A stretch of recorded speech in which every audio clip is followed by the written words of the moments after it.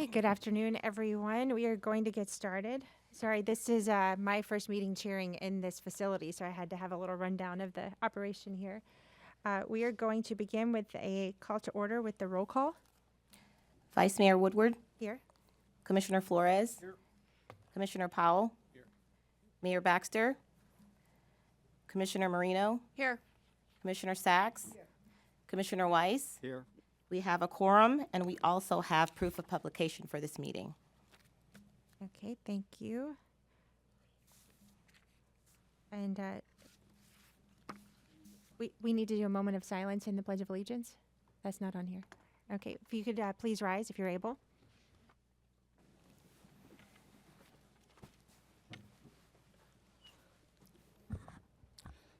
Dear God, we're meeting today to conduct matters of business for our community.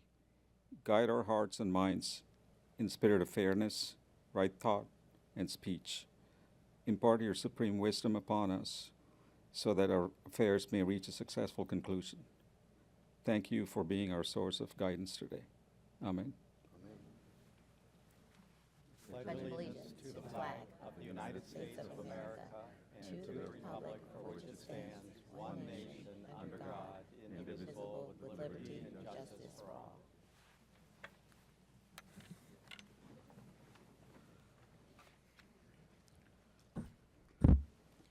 Okay, now we will have an update on the solicitation process.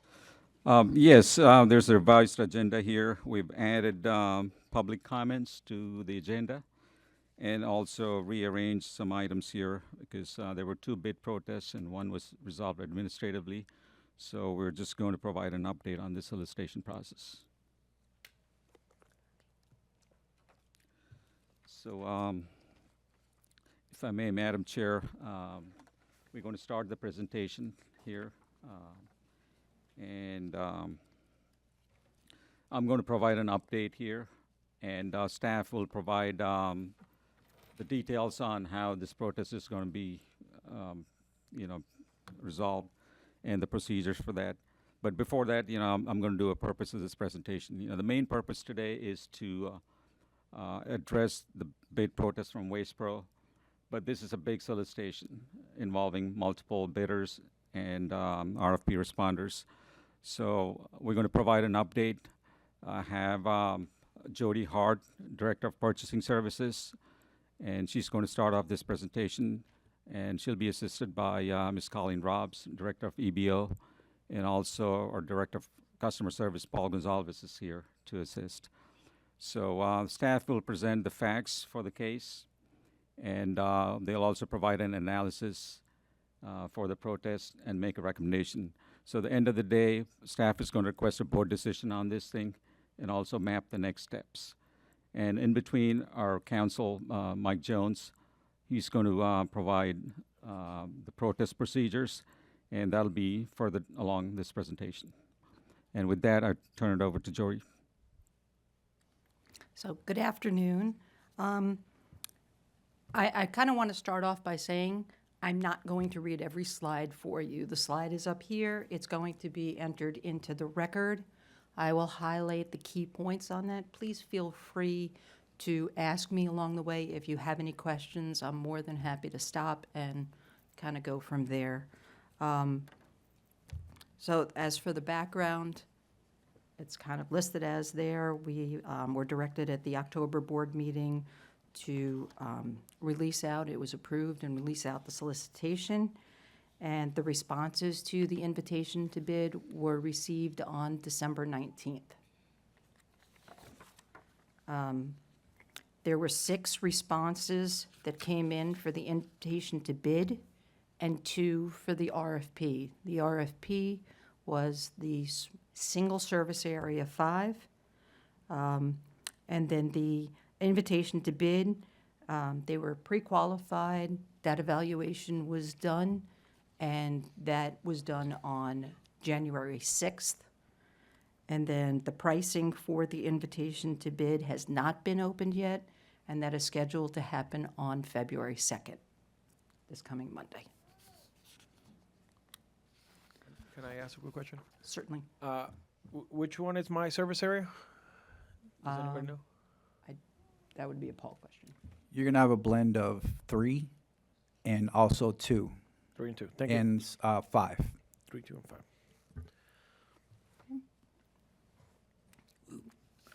So there were 3 different issues that came up. 2 were resolved administratively. 1, which remains, is Waste Pro's protest. I'll briefly cover the first 2, and then Waste Pro portion will come up a little bit later. So the first issue I'll cover is Good Company's submission. They were 11 minutes late. Staff consulted with council and decided to accept the bid. This information was presented to all of the bidders at the pre-qualification meeting, and no one had any protest about that particular firm being let in. For waste management, the initial pre-qualification committee determination was that waste management was not responsive based on the information that was submitted in their packet. This was announced and posted to all of the bidders for them to see. And then, based on the documentation available, the pre-qualification found them non-responsive. But then afterwards, the bid allows for firms to put in a request for an informal review, which Waste Management did, under which they submitted some documentation to us. It refers to Exhibit C. That Exhibit C is from Waste Management's informal review. And that exhibit gave us the information that was needed to show that the documentation was available. It just wasn't, it was interpreted differently. So we re-reviewed that information and then found them responsive. That information was then posted onto the website and our e-procurement platform. None of the bidders had a protest to that determination. Question?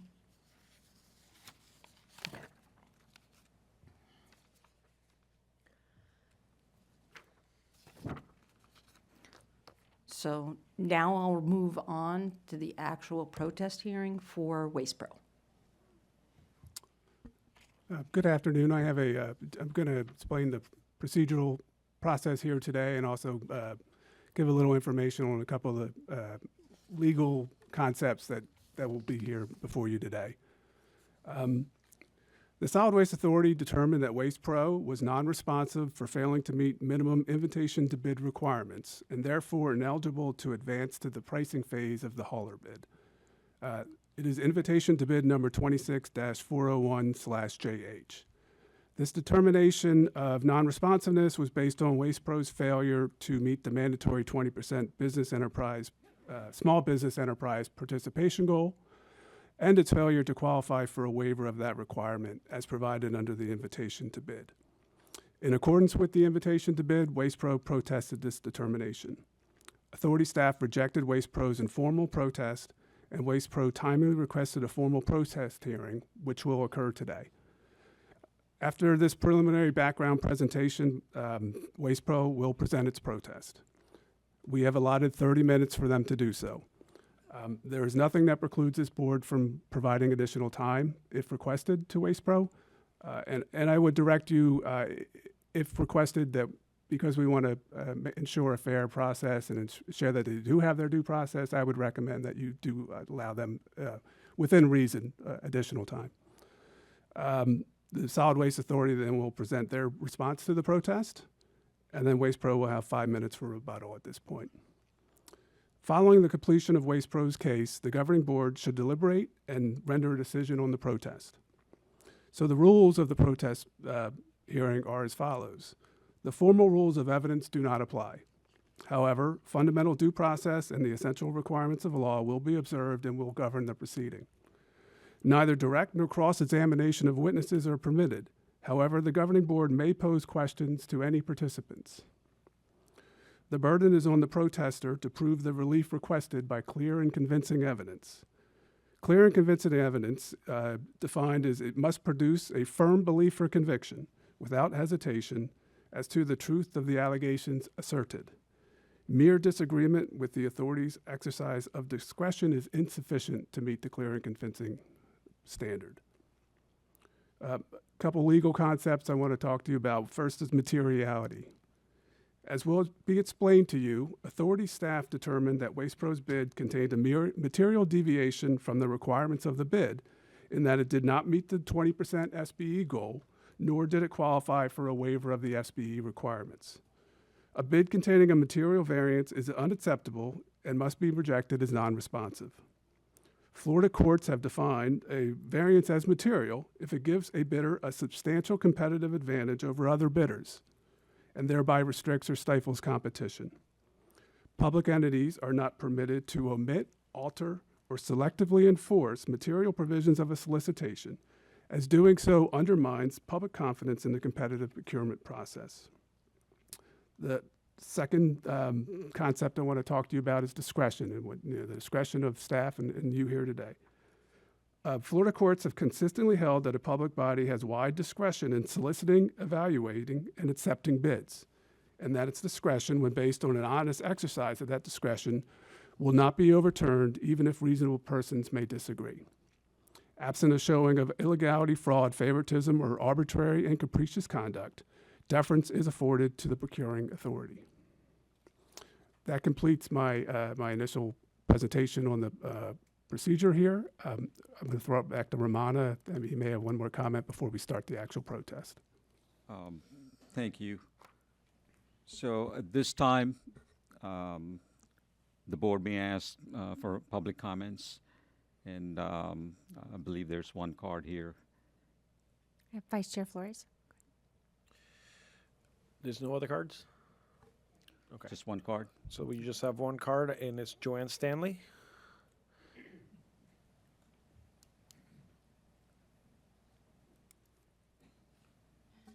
Thank you, Chair. Solid Waste Authority. I'm here today regarding the potential waiver of the SBE subcontracting requirement. According to the authority's Equal Business Opportunity Program policy, all bidders were required to meet the same 20% SBE goal participation. If the SBE participation waiver is granted to one bidder, this will create a significant competitive advantage. The SBE requirement represents a substantial cost that's factored in our bids. But by allowing one company to bypass the requirements, the integrity of the SBE requirements and community involvement in this bid will be degraded. In the interest of fairness and maintaining integrity in the competitive bid process, we respectfully request that the waiver be denied. However, if the Commission decides to grant the waiver, we request the following. The same waiver be granted to all qualified bidders. A 15-day period to reevaluate our financial offer. The ability to submit updated pricing that reflects the waived SBE requirement. This approach will maintain a level of playing field while allowing the authority to benefit from competitive pricing. The authority's own bid documents emphasize fairness in the procurement process, and the governing board has the authority to ensure equitable treatment of all bidders. Thanks for your consideration. Which company do you represent, Joanne? Republic Services. Republic. Thank you. I think So- that was the only card. Did any member of the board have a question about the proceedings? Okay, with that, I would ask WastePro to present their case, please.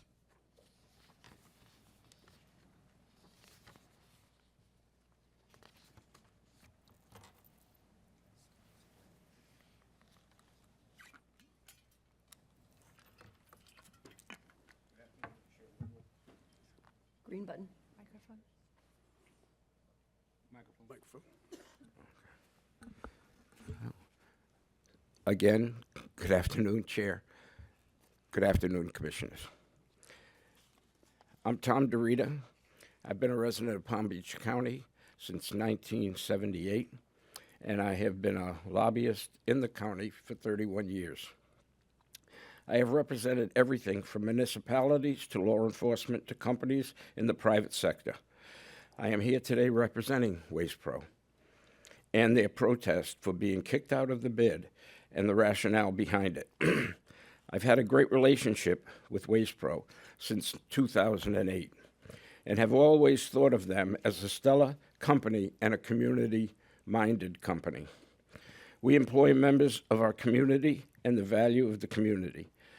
Last October, WastePro did a Touch the Truck event for Solid Waste Authority and the MRF, Materials Recovery Facility. We donated annually to the Boys Club and Girls Club of Palm Beach County and sponsored their bowling event. Working with qualified small businesses is not as easy as it seems or sounds. And I'll tell you a very quick story. I brought Drive Shack to Palm Beach County. We went before the county, and it came up that we would not have 20% as would be needed. So I asked the commission at that point in time if they would allow us to find a way to get to that 20%. So they did send me and our group 60 names of people, minority businesses in Palm Beach County. We reached out to them. We reached out to them by email. We reached out, if they had an email, we reached out to them by mail, certified mail, and text messages and phone calls. Out of the 60 minority companies, 4 responded. Out of the 4, 3 of them would not provide financial statements, and the 1 was allowed to come in and bid. So it's very difficult sometimes to be able to get to the number that you've prescribed. Working with qualified small businesses, it really isn't an easy thing.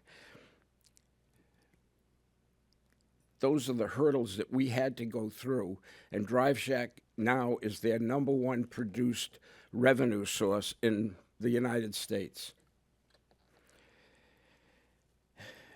Temp agencies are a great way to get folks into the workplace. But the goal is not to keep them there. WastePro develops professionals for long-term careers in our industry. We currently have 15 helpers who have worked for us for the entirety of 7-year contract, and 6 more of them have been promoted during that period. We have 14 more helpers that have been working on this contract since 2022. All the building futures with WastePro and the benefits like health care, 401 benefit, life insurance. These things are not provided by temp agencies, and our minority participation is well above industry standards. WastePro has delivered for the last 18 years quality service to the citizens of Palm Beach County and has always shown good faith efforts in providing these services. They should not be penalized when they did everything they were asked to do in good faith. Thank you for your time.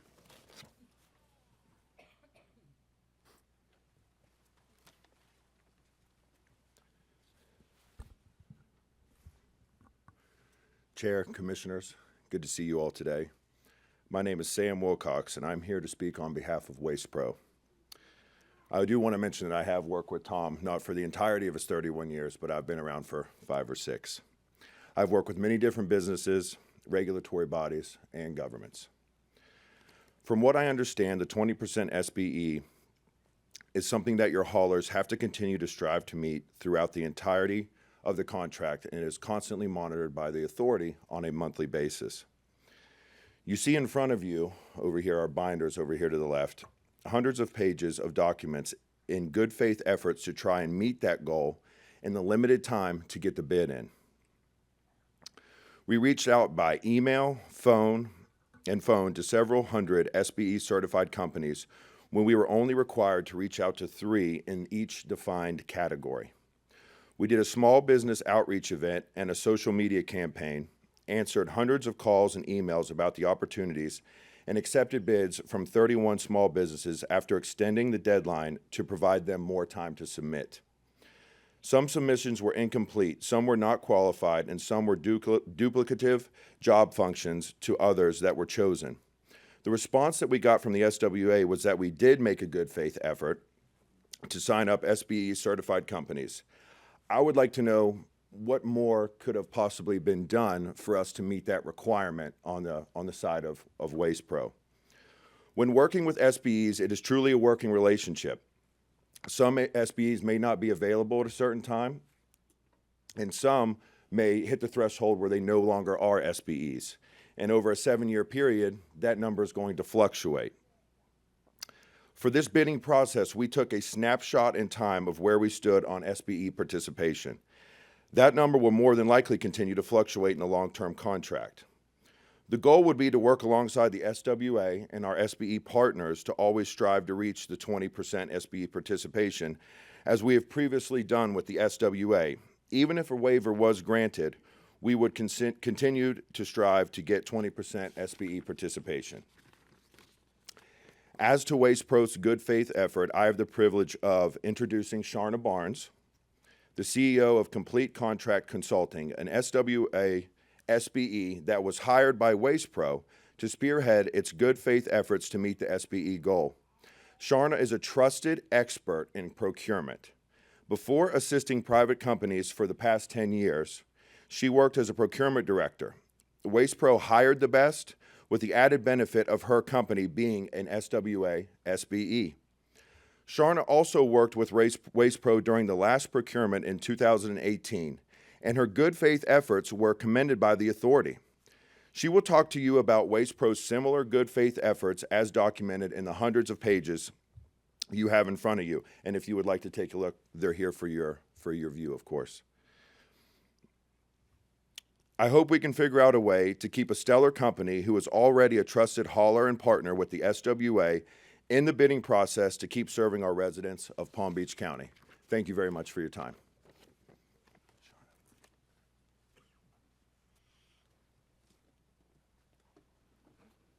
Thank you, Sam. As stated, my name is Sharna Barnes. I am the CEO of Complete Contract Consulting. We are a procurement company, so we help businesses and government agencies maneuver the procurement landscape. WastePro hired my firm to help them find SBEs, certified SBEs, that would actually meet the goal. The folder you have over there, it entails 628 pages of good faith documented efforts in trying to meet the goal. Don't worry, don't have to read it all today. I wanted to address some of the points that the authority mentioned, especially in the areas, sections B and C, that they marked WastePro down. The authority confirms that WastePro actually did submit marketing and outreach materials. They confirm that WastePro conducted an outreach event, sent emails, flyers, phone calls, social media ads, and Eventbrite invitations. So that is 8 different methods of reaching SBEs. But somehow the authority states that wasn't good enough. The authority also states that although the documentation showed that WastePro actually emailed 997 SBEs, the authority confirmed that the list, they couldn't confirm if the list included businesses that offered a service that WastePro listed. If the authority took one of the documentation of the list, because we submitted list from Palm Beach County and from the school district of Palm Beach County, a simple search on Palm Beach County website would show that the same email address that was submitted with the certifying list would match the email address that was also on the Palm Beach County website. And if they had questions, they could have also reached out as well. The authority stated that the list provided did not include NIGP codes or scope descriptions. WastePro utilized a mass mailing platform called MailChimp. MailChimp, like any other mass mailing platform, only allows for 3 data sets. You could only upload the email address that you were sending to, the business name, and the points of contact of who you're trying to reach. WastePro uploaded this documentation and provided this exact copy of that documentation so that the authority could see that these businesses were actually emailed. So we didn't tamper with the document. Hence, NIGP codes, scope descriptions would not have been on the list.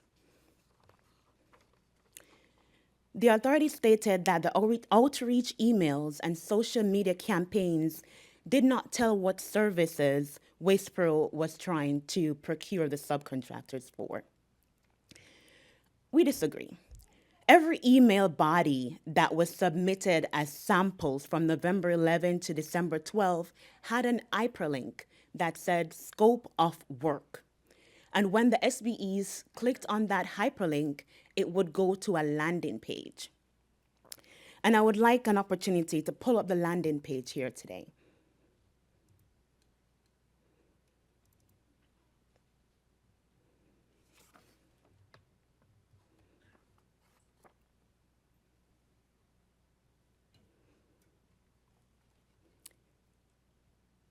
Thank you.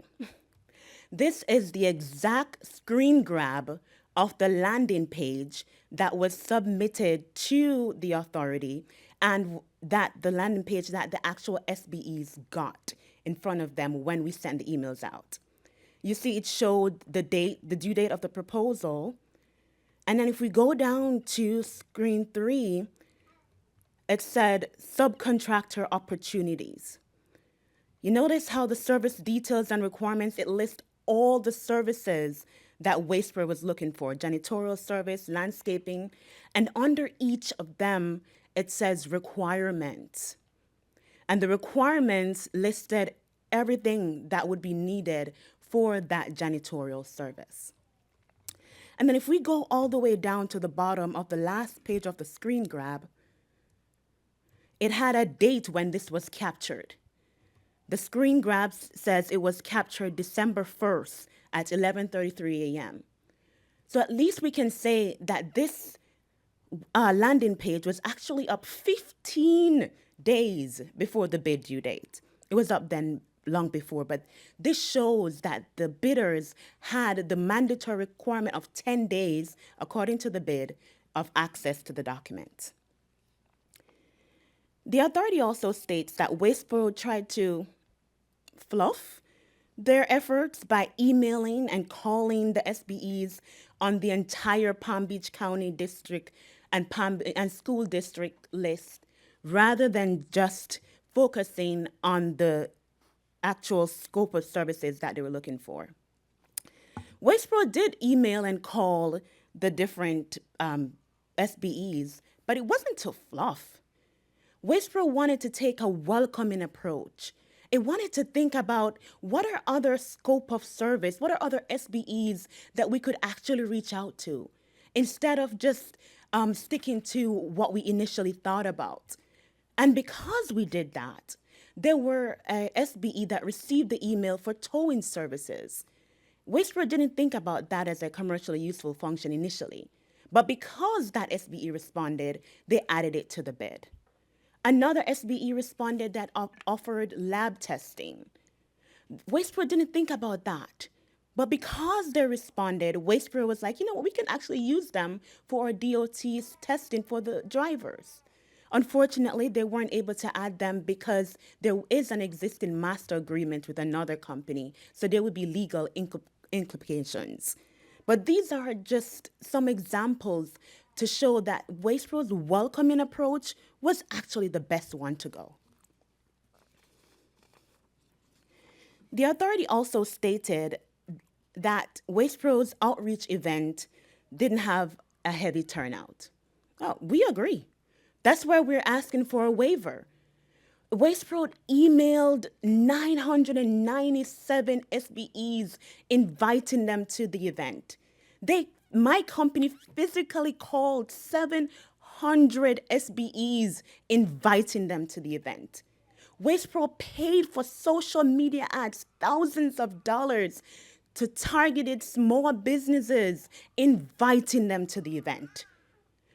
Unfortunately, we only had 33 SBEs showed up for the event. But is that a fault of WastePro? Does WastePro have any actual assistance or help as to relates to the algorithm of the social media? WastePro can't control that, but WastePro did its best in trying to fill that room. So in conclusion, WastePro's welcoming approach allowed for a larger number of SBEs to be contacted. The equal opportunity policy states that you want to have everyone inclusive, and that's the approach WastePro took. Not to fluff, but to see what else could they utilize? What other services that they weren't thinking about initially could they utilize to meet this 20%? If a bidder submitted a service area that they didn't think about, they were on the phone with WastePro, talking to them, telling them how they could actually utilize their service. Should they be penalized because they were trying to increase the numbers? Should they be penalized because they wanted to meet the goal? It was not WastePro's desire to submit a waiver. Lord knows they did not want to do this dance again. But the change in legislation, removing the minority and woman business requirement and making it only SBE, cut out a lot of potential bidders that were available to WastePro to utilize. Some small businesses that we sent over to get certified, the county couldn't even certify them because they made too much money. Commissioners, we can't control the results of our efforts, but we can make sure that we do a darn good job trying. And in front of you, you have 628 pages of just that. Thank you.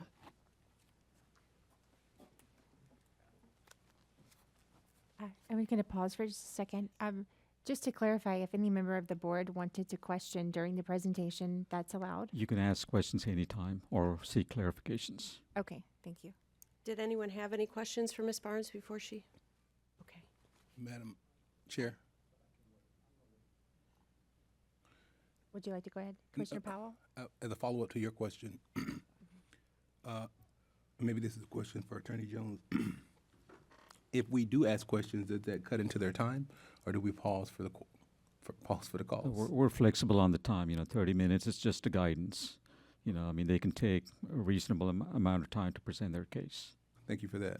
I would like to ask our previous speaker a question, if that's okay. Go ahead. Yes. Thank you.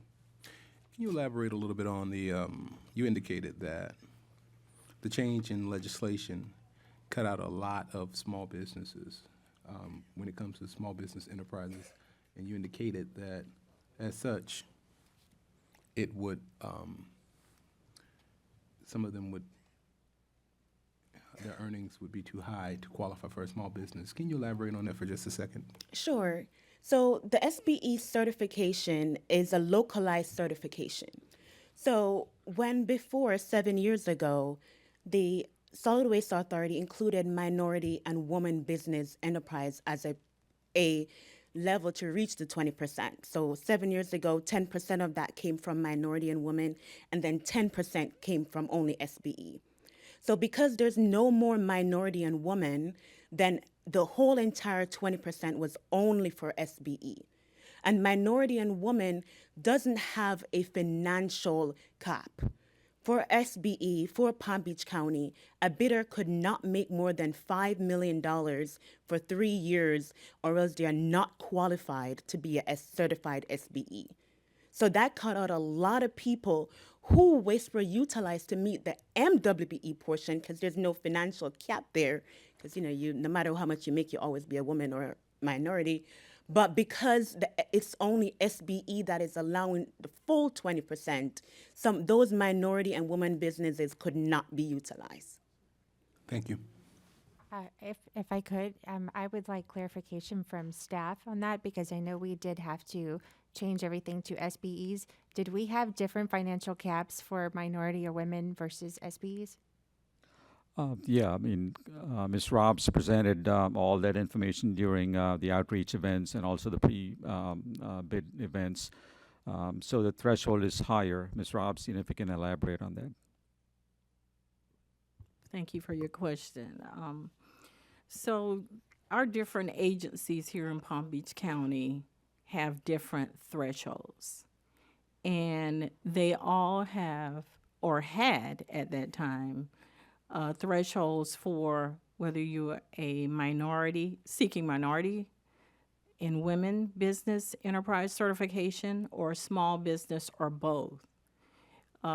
Size, revenue of companies did matter. It was a requirement. So it wasn't like minority firms did not have a threshold. So they did. So that's not necessarily true. So there are thresholds. As far as the authority, we accept certifications from state of Florida certifying agencies. We also include the Florida State Minority Supplier Development Council, and they use the same standard, SBA size standard. So it's based on revenue, small businesses. And Ms. Robs, can you elaborate on the dollar amount for the thresholds? Okay, so for Palm Beach County, construction is 13 million. Professional services, CCNA is 7 million. Services is 5.7 million, and commodities is 7 million. For the school district of Palm Beach County, its construction is 13 million. Professional services, CCNA is 6 million. Services is 6 million, and commodities is 7. For the city of West Palm Beach, it's 13, 7, 7, and 7. For the South Florida Water Management District, they recently changed their thresholds to include more firms. Construction is 21 million. CCNA is 10 million. Services the same, and commodities is 8. We also accept Miami-Dade because they have their certification, because they have some firms that also have a location in Palm Beach County, and their threshold for construction is 6, CCNA 2, services 4, and commodities the same, 4. Broward County Schools the same. They have some companies that are also located in Palm Beach County, and their thresholds across the board are 7 million and then less than 100 employees. If I could, though, just to be clear, those thresholds are across the board, whether it's a small minority or women-based business. Those are the thresholds. That is correct. Okay. Could I Commissioner go up to Wa- that question, if I may? Sure, go ahead, Commissioner Flores. So what you're saying is they could utilize any of those standards from all the entities that you just mentioned? That is correct. And Palm Beach County recently increased our levels, correct? Yes, you Thank did. you. Commissioner Weiss, you're recognized. Thank you. Couple of questions then, Ms. Barnes. So you were talking about a list of SBEs, and you mentioned you obtained lists from Palm Beach County and the school district, school district. Did you get a list from Solid Waste Authority? Yes, I actually reviewed the list from Solid Waste Authority, and I did note that a lot of actually almost all of them that we would have utilized were also on the Palm Beach County and also on the school district of Palm Beach County list as well. What we did note is the Solid Waste Authority list. It did have some people that did have expired certifications, so we wanted to err on the side of caution and just utilize the government agencies that were actually certifying bodies. All right. As it relates to you also, and I think I saw it on your slide as well, that people were allowed to sign up between 11:11 and 12:12. Is that accurate? That is correct, yes. Was there a limitation on when you could have these people sign up to or apply to be one of your subcontractors? No, there wasn't a limitation. We had to have a time to cut off, so that we can review the submissions that come in and be able to, one, call the insurance companies, verify their certification, and making sure that they meet the goal, and send that to Wastepro for Wastepro to review and make a selection and come up with their pricing, et cetera. Was there any reason why you couldn't have started it before November 11th? There was several pre-qualification meetings that the authority had before we could even get that started. Okay. Of your existing, because you guys are meeting the requirement today, is that accurate? Yes, using 10% MWBE and 10% SBE, And not how many 20% of, SBE. And how many of those were able to continue on with you all? Well, we lost one of our major SBEs that contributed to almost half our percentage because they end up being too much. They have outgrown the financial threshold set by the county. I guess my question then would be, so of the remaining 50%, were you able to retain all of those? Yes. So you were not able to recruit any new? No, we've recruited new ones and maintained ones that we currently utilize. All right, maybe I'm having trouble with math. I think you said the one you lost accounted for about 50% of your qualifying business. So that would, and you said you were able to retain all of the others, so that's 50%, which is roughly 10%, and that's about where you all, if in my review of the Correct, document. but some businesses are no longer in business, so we didn't count those. But we utilize the existing services, SBEs that are active and still doing work with us. All right. And you also brought up something about MailChimp, and I'm not sure I don't really understand what the point of that was. Sure. So the authority stated that the list that we provided did not have a service description for the SBEs. So we brought up MailChimp because MailChimp is an email platform. When you send over a certain number of emails, you can't send it regularly because then your Google or whatever email platform you utilize will flag and spam your email. So because we sent to 900 different emails, we had to use a mass emailing platform.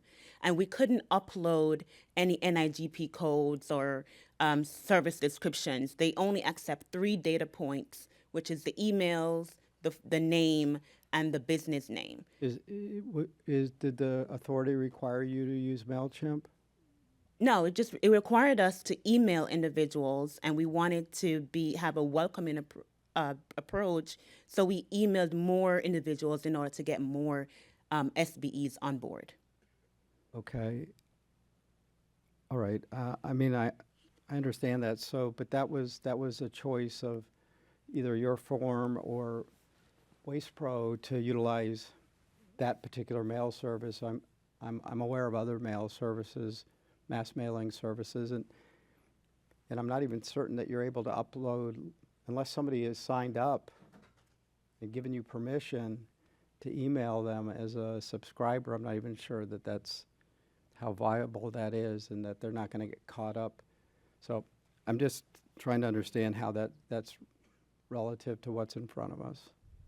Well, I mean, the authority did not require the list to include service descriptions or NIGP codes.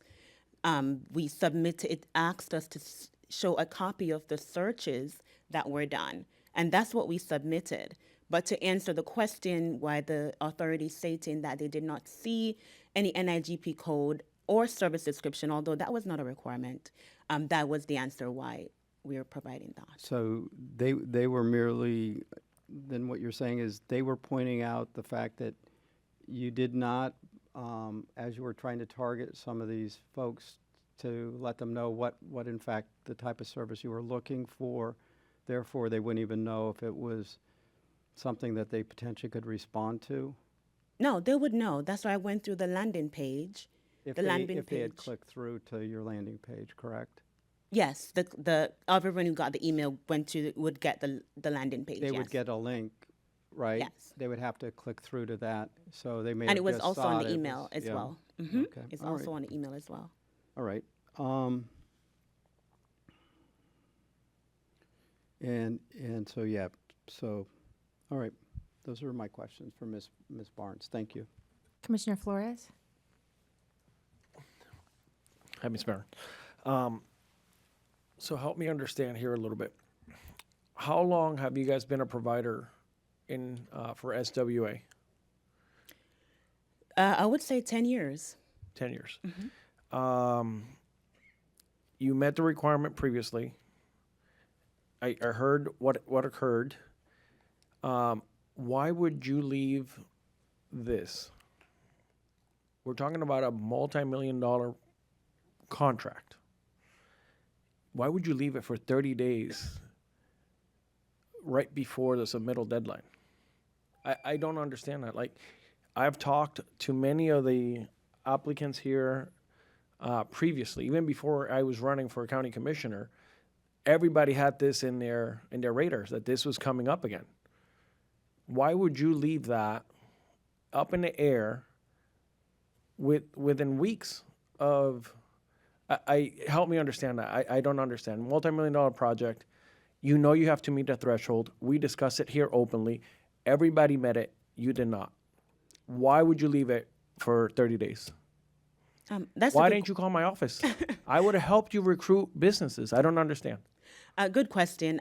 So there was a lot of back and forth with the legislation as to whether it was going to utilize SBEs or utilize MWBEs. We were literally all waiting for approval from the authority. We changed that months ago.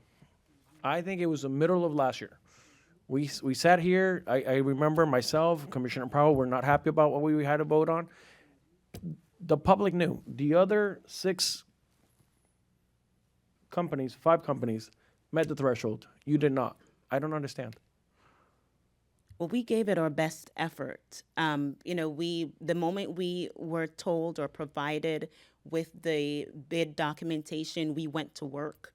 So the bid, I don't remember when exactly the bid was out, but we went to work and we had to develop the databases for the landing page, develop the flyers and all that. But we went to work. We started in late October to get people out. And I want to say your bid, and I don't have the exact date, but the bid was. Where is Waste Pro headquartered? Here in West Palm Beach. We bidded Waste Pro Florida, Inc. Okay, but is it, where is the main headquarters? Is it Florida? Huh? Longwood, but they have a. Longwood? Florida. Okay.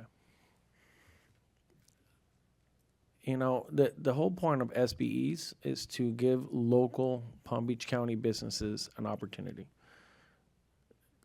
So if you've been tracking and you've been listening to us here, you will know exactly where we stand today. Just trying is not nearly enough, my opinion. Sorry. Commissioner Sachs? Thank you, Chairman. I think the gist of your argument is that you tried with the provisions that you had. You told us which ones you use, but you did not make the 20% requirement. Is that the gist of it? Yes. Correct? Okay. Does Waste Pro, does your client have other contracts with the county?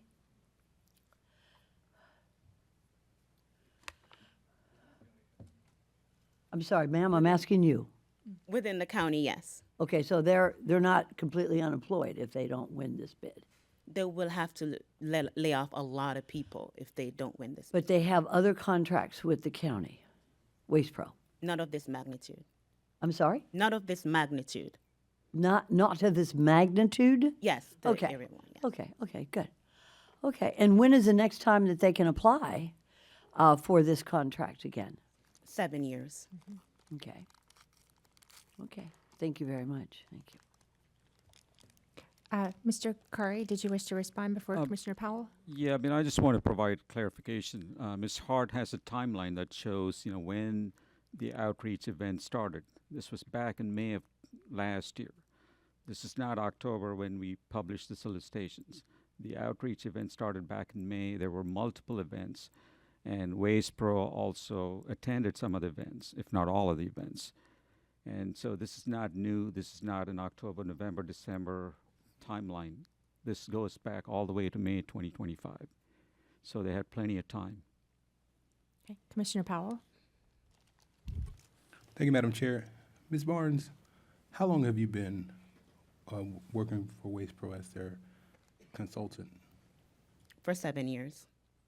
And were you working with Waste Pro? And the reason I ask this question is because Commissioner Sachs had asked the question of if this was their only contract. Were you working with Waste Pro when the bid solicitation went out? Were you actively engaged? Yes. In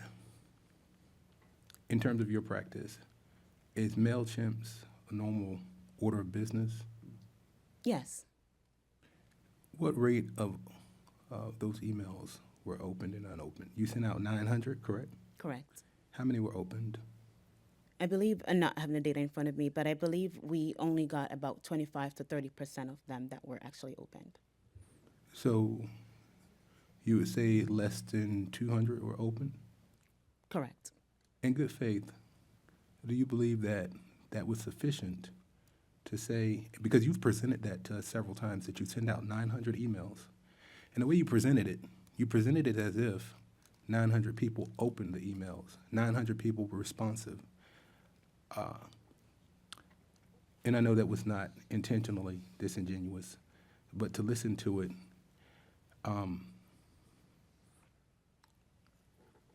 unintentional is, I guess something I want to say, but it wouldn't come out politically correct. I just don't agree with that notion. And you said several times, well, we sent out MailChimps, and you've made 700 phone calls. How many of those calls were answered?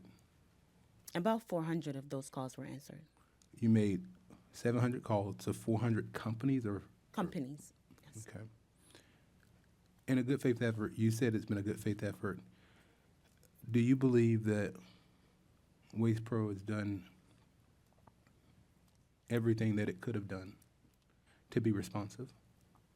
Absolutely, without a doubt. At this point, when the bid was submitted, what portion, if Waste Pro did not make the 20%, in estimation, what percentage do you think Waste Pro made? And I want to assume, but you know what they say when you assume, was it 10%, was it less? What percentage do you know off the top of your head? If not, that's fine too. I believe they made 10 to 11%. Thank you for that, Ms. Barnes. No further questions. Am I able to respond to two of the statements that were made? Sure, go ahead. Okay.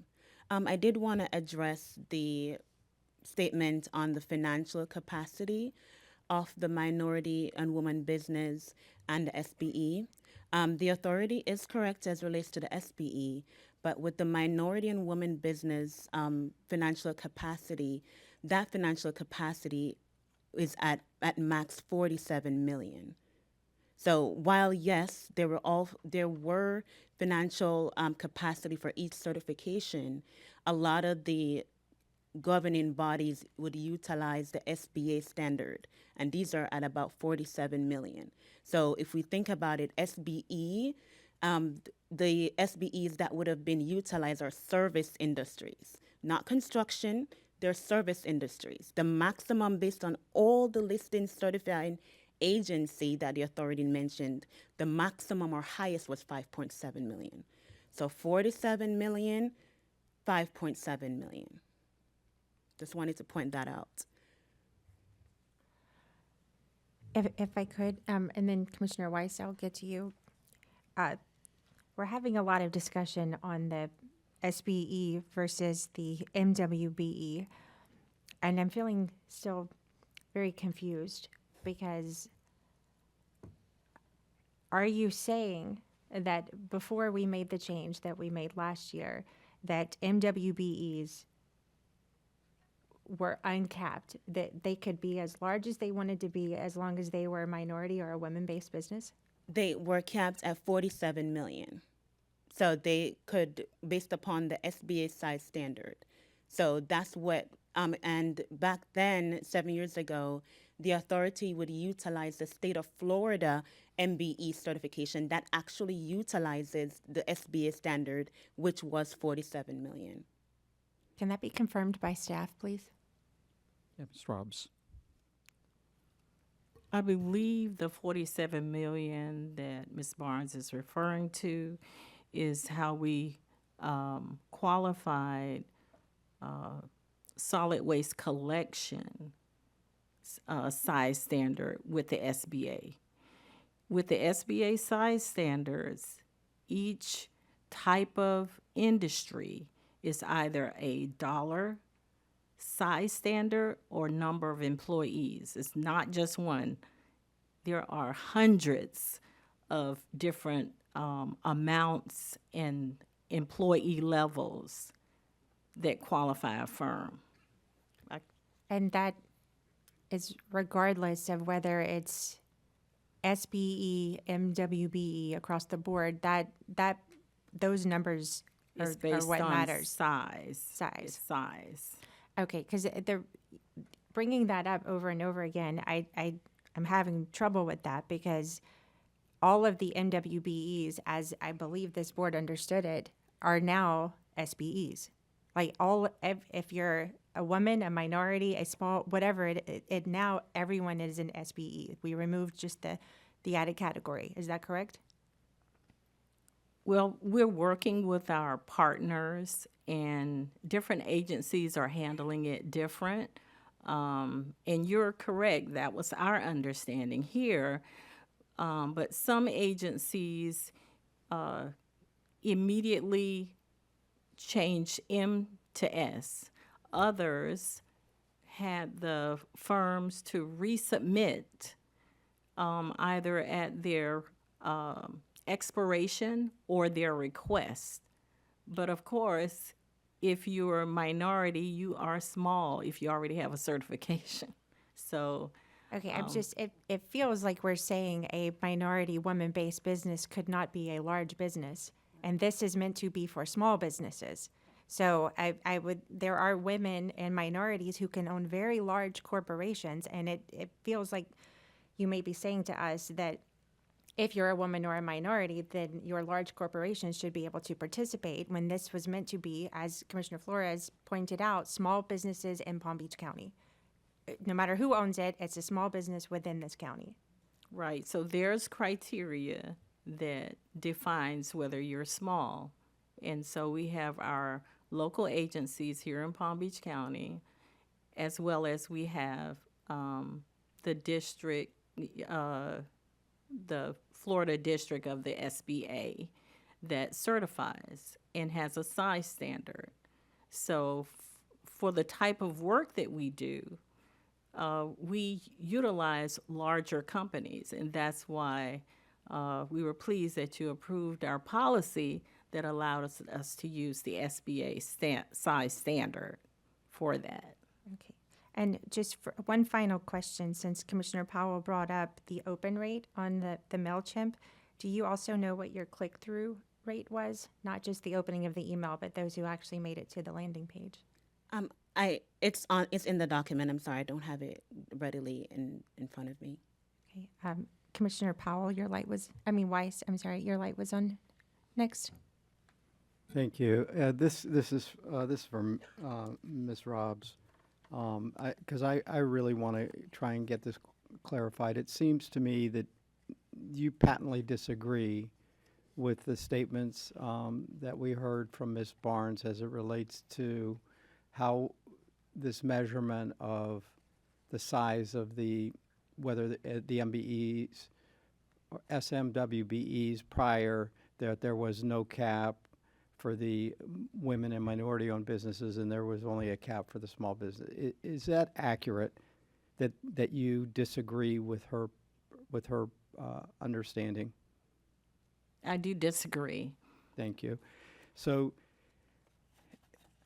that in the past there was, for the purposes of these subcontractors, for their partners, that there was always a limitation on how large these businesses could be relative to the contract. Is that accurate? That is accurate. Okay. And then there was a statement made just a few minutes ago that there was the cap. I think the cap was on services was 5.7, but there are here it's 7 million. Is that accurate for the services? Yes. Thank you. I have no other questions. Attorney Jones. Thank you. I just wanted to clarify, because there was a statement made that all MWEs became SBEs. Solid Waste Authority is not a certifying agency. Is that correct?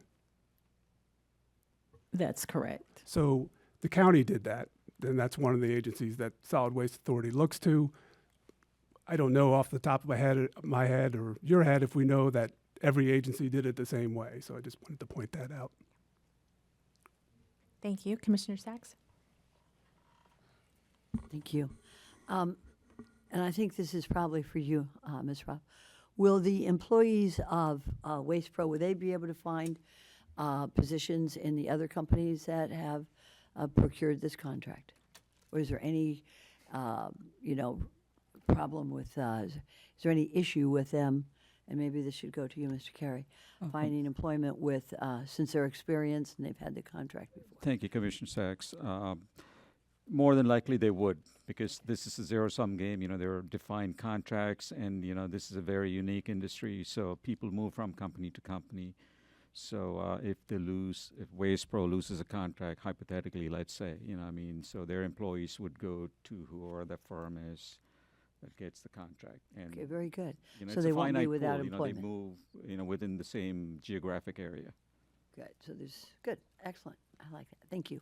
Commissioner Marino. Thank you. And I don't know who's going to answer this question, but I'll put it out there. Of the 7 firms that responded, how many are already providing services to Solid Waste Authority? Let me go through the list here, if you can put up the list here. I know right off the top of my head, FCC is a current provider. WM Waste Management is a provider. Waste Pro, the good companies. That's it. So the 4 of them, they're the incumbents. And so they're incumbents, but they also were able to reach the 20% goal here. Except for Waste Pro, the rest of the companies did. If you can go back to the table, please. The participation levels.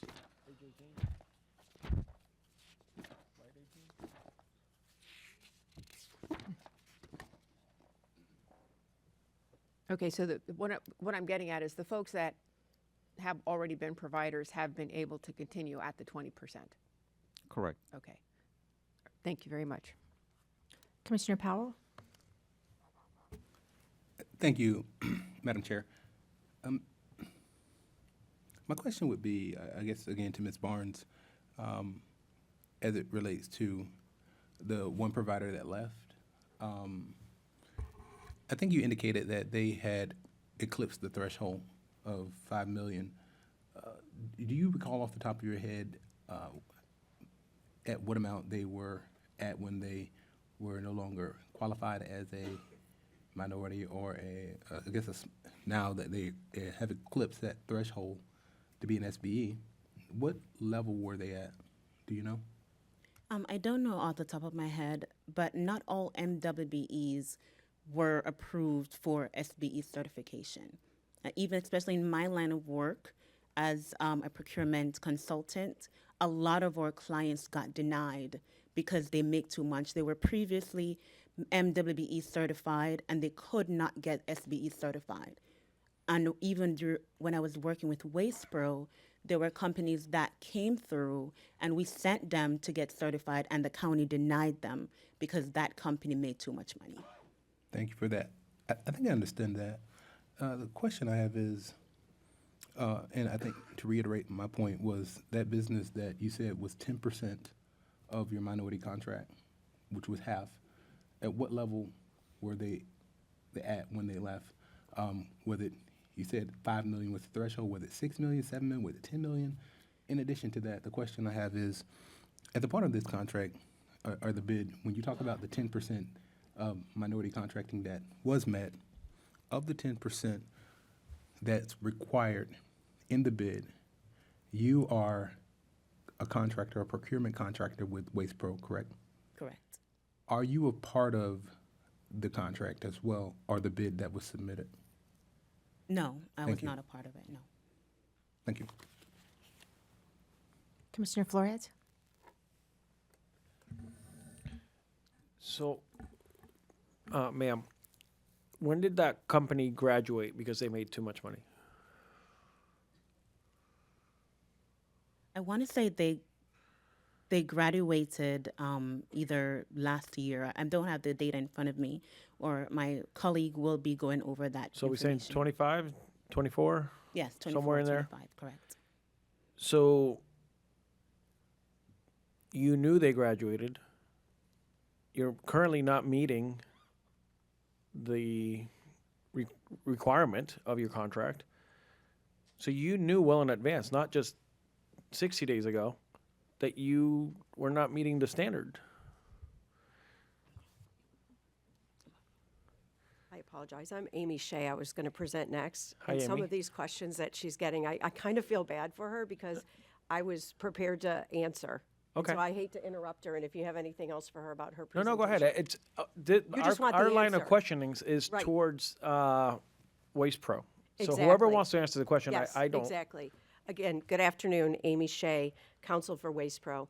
And I wanted to first address what I believe is screaming out in this room. What happened? Why didn't you make it? What is going on that you didn't make your 20%? That is the question. That is the question. And let me explain to you why other haulers that made it, they checked the box, why they checked the box, and why we didn't. And you're looking at them. These are our employees. The other haulers, they're meeting the threshold by using temporary labor agencies. And WastePro was not going to look at these helpers. I mean, how many of you have been here more than 10 years? How many of you helpers? How many of you helpers have been promoted through WastePro's driver training school to become a CDL driver through our program? And that's what WastePro would not do. There was only one area where WastePro said that it would use temporary labor agencies. And the reason why is this would have made up the 10%. And we believe the other haulers, they're using temporary labor agencies. So in answer to your question, Commissioner Sachs, will these folks be able to find employment with the next haulers? Probably not, because those haulers have committed to using temps as helpers. And that's a big deal. That's a big deal to WastePro. And they were not going to do it. And they don't believe that temporary labor agencies across the board provide a commercially useful function. And they certainly would not have for WastePro, because your procurement manual and your ITB both say a commercially useful function, it can't be a sham. It can't be like a pass-through company, like, hey, we're going to have you give the appearance of usefulness, but you're not. And so WastePro, who's been in this community for all these years and have folks that have worked for them and have 401ks, they have life insurance, they have health insurance, they're not going to get that at a temp agency. And that is what would have made it up for WastePro. Waste Pro lost coastal waste when it became a disposal, it became too big, and it was using all of its disposal. Before you keep going, Yes. I want to go back to my question. Yes, sir. Because we're here for a hearing based on what Waste Pro presented, and they did not meet a threshold or a standard that was set before. You are comparing yourself to what others who met the criteria, you did not. My question goes back to somewhere between 24 and 25. You guys realize that one of your providers graduated the SBE, which used to be called something else previously, and you guys did not replace it. No, they replaced it. We've replaced it with other things. That was one of the things I was going to talk about. So how is it that then if you replace it, then you are now falling short? Right now, we're not falling short under the contract, and what I would suggest to you is that the day we handed in the bid, that's a snapshot in time. You know, in fact, Waste Pro was contacted by an SBE that says, you know, I'm going to try and get licensed and permitted to do disposal, and that was the huge gut in Waste Pro's SBE performance. So if that SBE contractor can get everything done by October 1st, darn sure he's going to be working on this contract. I mean, Waste Pro has always been committed to its SBE goals. This is not something. Can you truly say that when you did not meet the SBE goal? I mean, can you seriously say that? When you are coming in at 10, your highest percentage, which is service area 2, is 11.9. You're telling me right now that you're committed to SBE, but you're at 12%. What I am saying is that the authority monitors the SBE participation every single month, and they have done this, and they can attest that Waste Pro has been a committed partner to small businesses. But at that moment in time, that is what Waste Pro had, and they did have a lot of effort. One of the other things was the roll-off. They thought commercial roll-off haulers would come and participate, and it's in the materials. But when you see the 31 bids, they were shocked that they did not have any commercial roll-off SBEs. But these are things that ebb and flow all the time. And, you know, it's like new companies come along, companies go out of business, companies get bigger, companies that might not have been available. And one of the examples that we had talked about was we had at our outreach event, we had another hauler who's a small business, and his company bid on Zone 5. He never submitted a subcontractor bid to Waste Pro. And that could be because he's like, hopefully I'll get Zone 5, you know, the SBE. But now that he's not getting it or may not get it, then all of a sudden he would be available. So why wouldn't you guys be proactive and go and recruit these businesses? That's what I would have done. If I'm facing a multi-million-dollar project that I want to win, and I know I'm short in a goal, I'm going to do my darndest to go and recruit every company that I possibly can. And if you want to hear from Chris Shuley, the division manager, the number of phone calls that he was on and calling people, hey, but he can't, you know, some of the things you'll see. I yield my time. Thank you. And you will see that under Section B, because I know that Commissioner Powell, you talked about hits and everything. On the waiver request, Section B, it only requires 3 in each scope of work. If possible, though, we still have some commissioners with a question. We'll let you do Oh, your no, presentation, please, I but there's apologize. a few more lights. Commissioner Sachs, your light was on. Yes, thank you.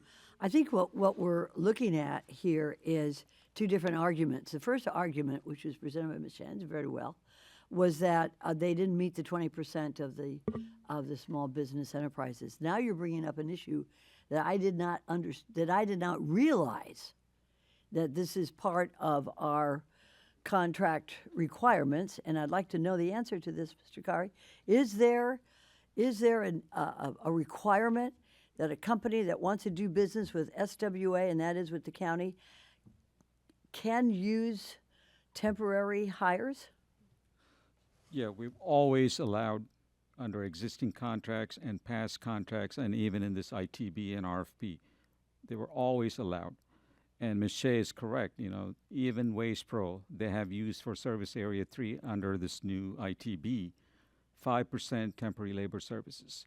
And even with that, their total SBE participation for that area is 10.9%. I did not realize that a company can use temporary labor and qualify for a contract. When we have employees who have been working with the Solid Waste Authority for years, and I'd like to look at that. I see everything in this protest is concerned with the 20%, and that's what I thought, and that's what we've been discussing. This may not be the right time to bring that up because I really do not like the idea of a company not having employees that are, that are local, like one of the commissioners brought up, and that have been working with us for a while. I really do not like a requirement that allows companies to use temporary labor.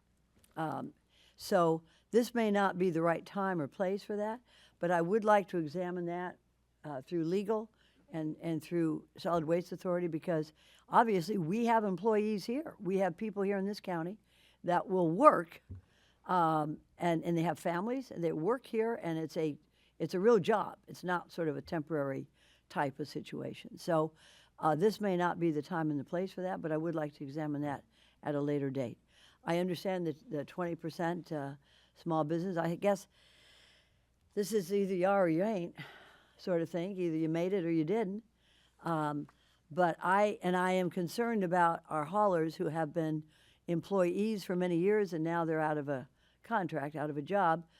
And that is and the competition for that is temp labor. I don't like temp labor. Not when we have full-time employees that have been working with us for a while. So I don't think this is a time or place for me to bring it up, or at least to bring it up in a legal argument. But I would like to review this at some point. Understood. They were allowed under this bid process. They were allowed. What does that mean? To temporary, there was no prohibition on use of temporary services. And under this has this, been part of the policy and the requirement of the SWA. Correct. Mr. Well, Kari? I really think that this is something we should examine, because if a contractor, if a hauler can provide full-time employees with experience and good work record, I think that should definitely be worth some points. But I think that that's something we could look at. I just want to make sure that we have our longtime haulers here who have been working with us and have good records, that they can continue their employment. That's my concern on this. So I'll leave it at that. All right, but I would like to review that at a later date, sir. Thank you. Mr. Kari? Yeah, at this point, if they can continue their presentation, and then Ms. Robson, Ms. Hart, they have theirs. Yes, and if I could just, Okay. We'll put like another 10 minutes back on the clock. Would that work? And then Okay. let you Thank do your you. presentation. Yeah, I hope I won't take that long. Okay. I'm cognizant of the time. I just, Commissioner Sachs, just dovetailing off what you said for 1 minute. They gave a list of commercially useful functions, and throughout the bid, it says an SBE has to perform a commercially useful function. And the perfect example is Ms. Barnes' company. She would not be performing any commercially useful function throughout the term of the contract. So of course she wouldn't be included.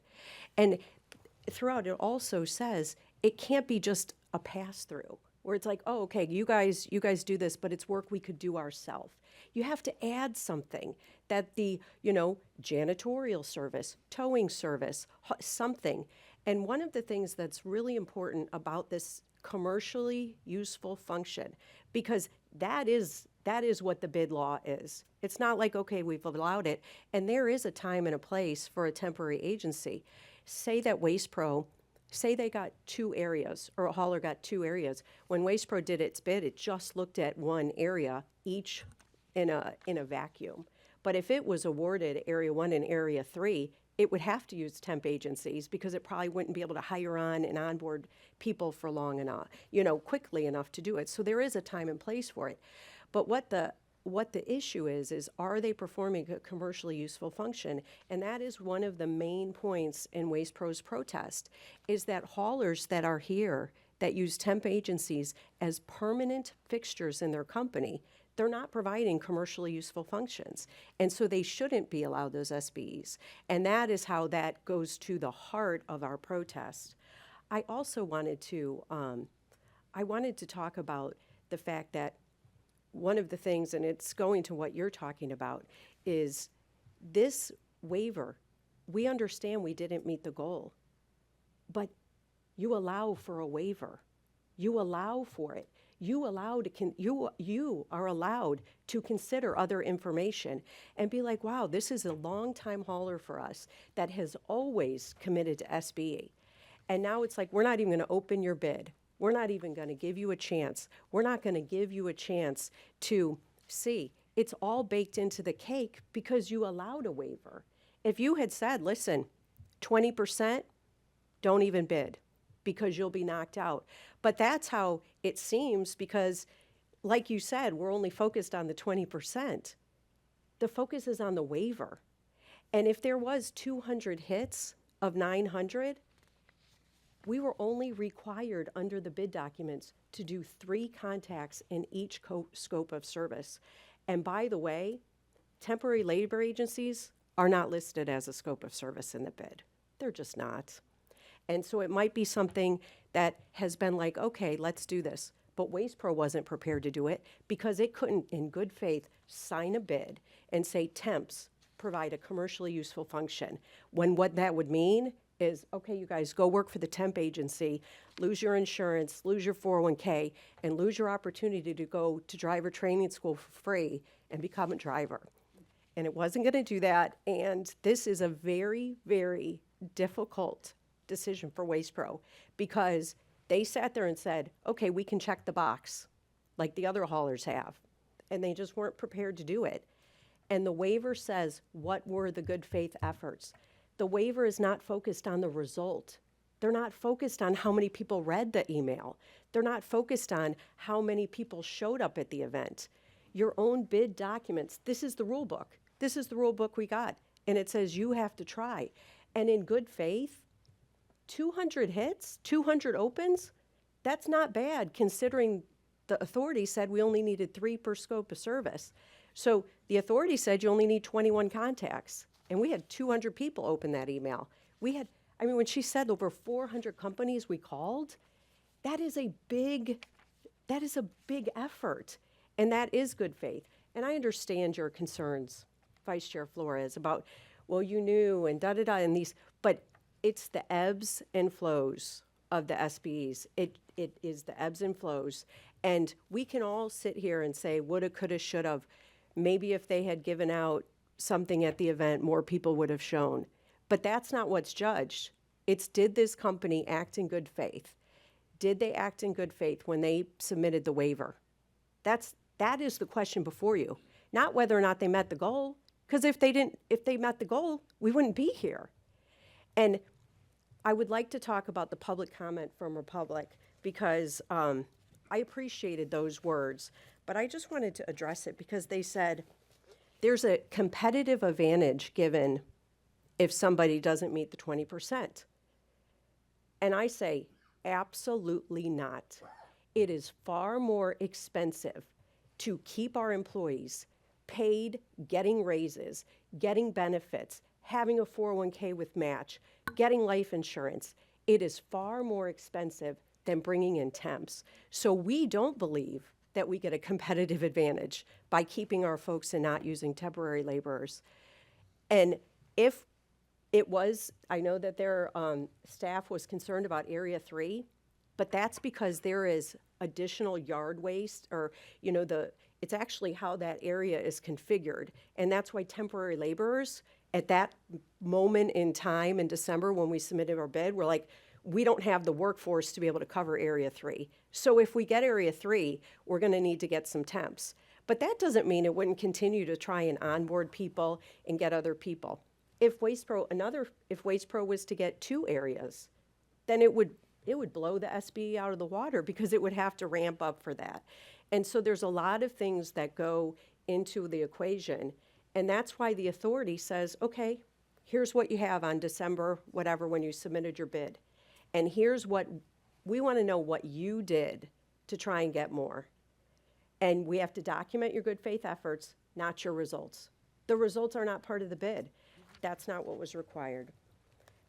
I would just end by, one comment that I wanted to end with.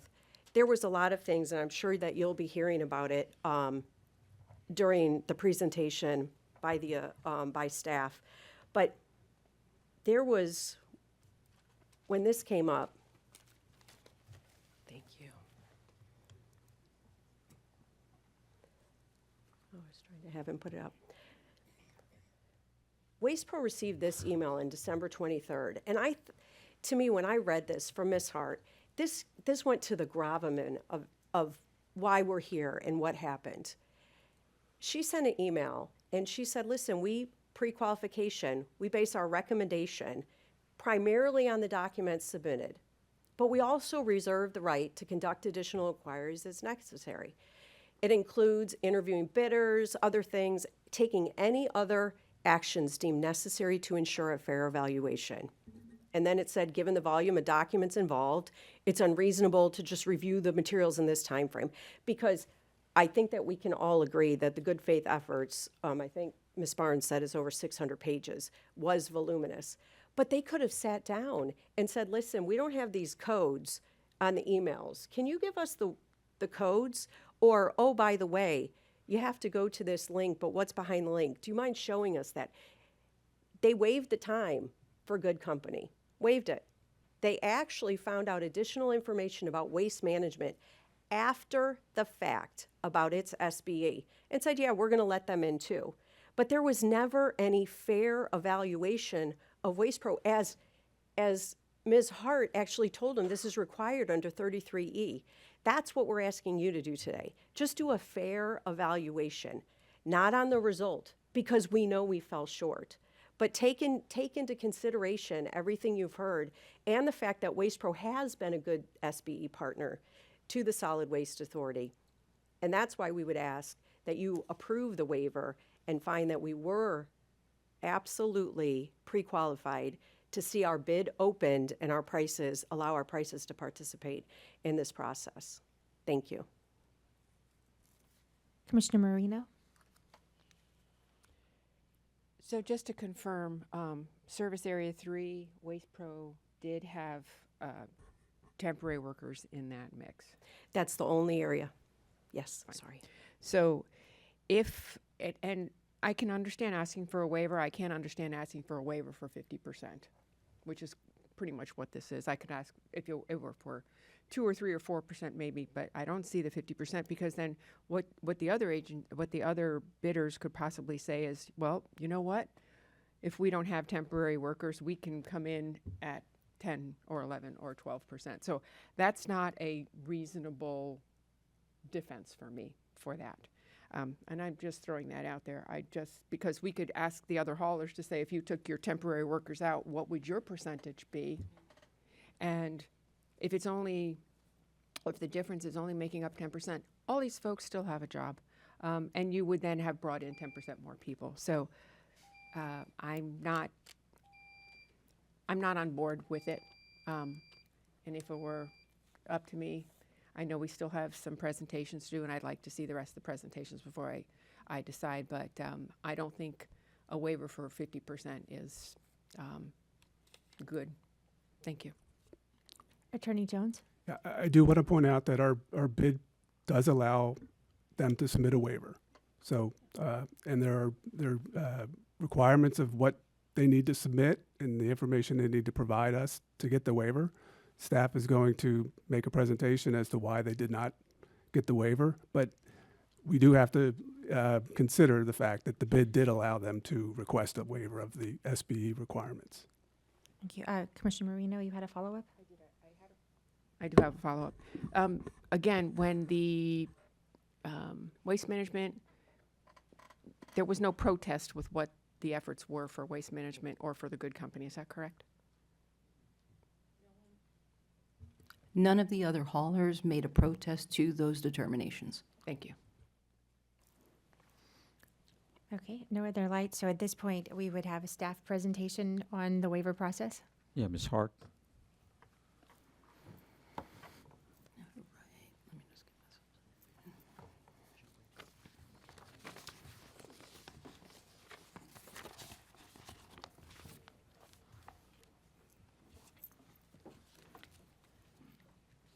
All right, so as stated, Waste Pro is one of the incumbent haulers, but we need to follow the terms and conditions of the bid. There's a whole big question about temporary services, but as stated, temporary service is permitted under the existing contract as well as the solicitation itself.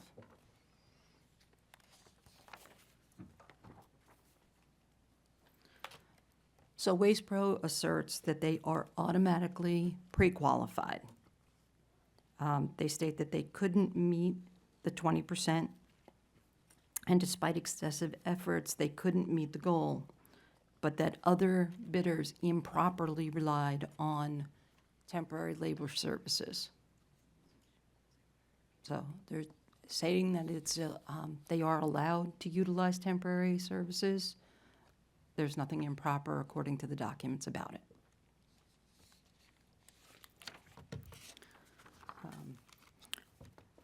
Waste Pro's position states that Addendum 3 states that all current haulers are pre-qualified. To the point that they're all pre-qualified, on page 17, paragraph 3 of the bid document itself, it states, minimum bidder requirements, pre-qualification expressly stating that current franchise haulers need not submit responses to requirement A, but must submit responses to requirements B through E, which are financial stability, performance bond, EBO forms, insurance, and the vendor acknowledgement forms. So the bidder has to meet all other requirements of the invitation to bid, and that was mentioned 7 times throughout the solicitation document. So with that, I'm going to now turn over to Ms. Robb so she can discuss the waiver process.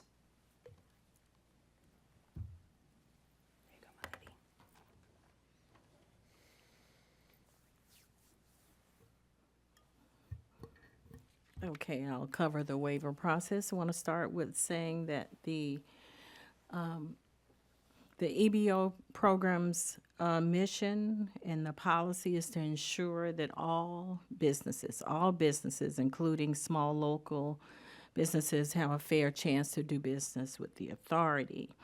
This ITB 26401 has the following provisions. Of course, we've been talking about the 20% SBE subcontracting participation goal. That's a material requirement in the contract. And yes, if a bidder is unable to comply with the 20% goal, they can request a waiver along with submitting all the required support documentation showing their good faith effort at the bid due date. And the waiver is evaluated based on defined criteria, and it's not intended to provide a competitive advantage to any bidder. This slide shows the proposed, which we've looked at earlier, proposed SBE subcontracting utilization by the haulers, showing Waste Pro at basically 11%. This also shows that it's for the 6 cubic yards. A couple of the firms, in addition to Waste Pro, did not differentiate between their percentages for 6 or 12.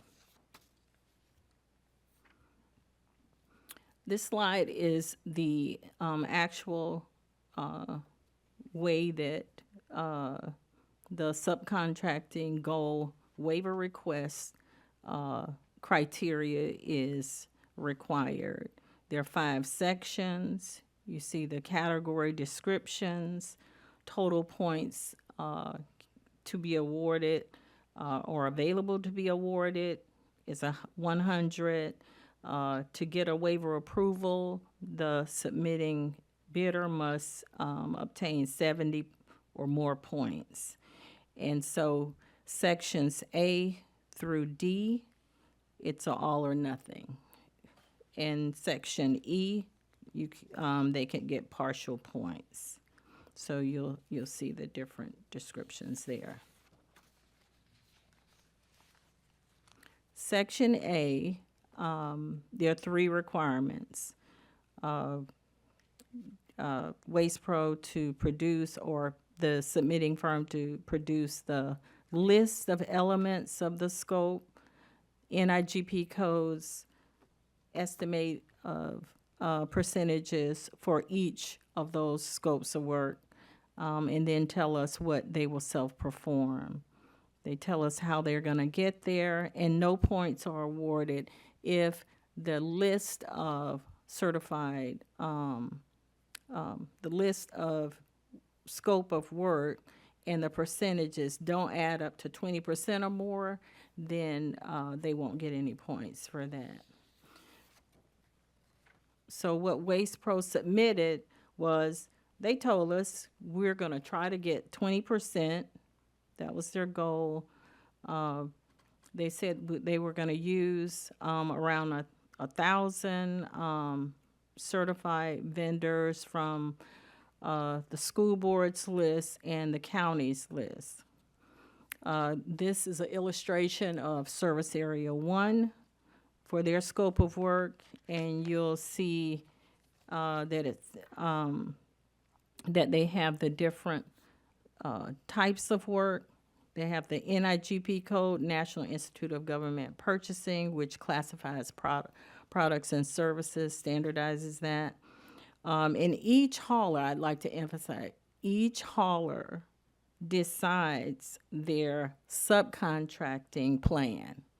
So we don't require a certain area as long as it's the work being done that helps the franchise hauler perform the contract. That is what we look for.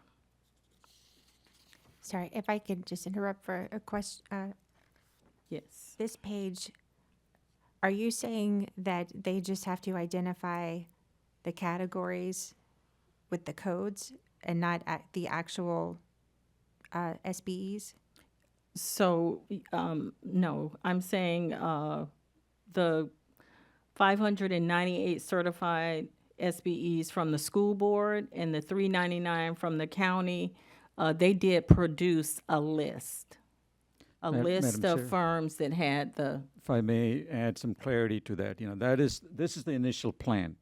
To get to the points they have for this section, this is the initial plan. They start with something, and their initial identification is, these are the categories that we're going to be looking at, and the 997 certified SBE firms up top there, that is their initial list to look at and explore, like, of the firms in that list who can provide these line of services. And I would like to point out, the biggest item there, as you can see, is hauling services for 17%. Again, this is the initial plan. They take this plan and start making phone calls or emails, and then come back with, okay, I need to refine this list or refine the scope of services here, and also find a subset of firms in this list to help me get to the 20%. Okay, thank you.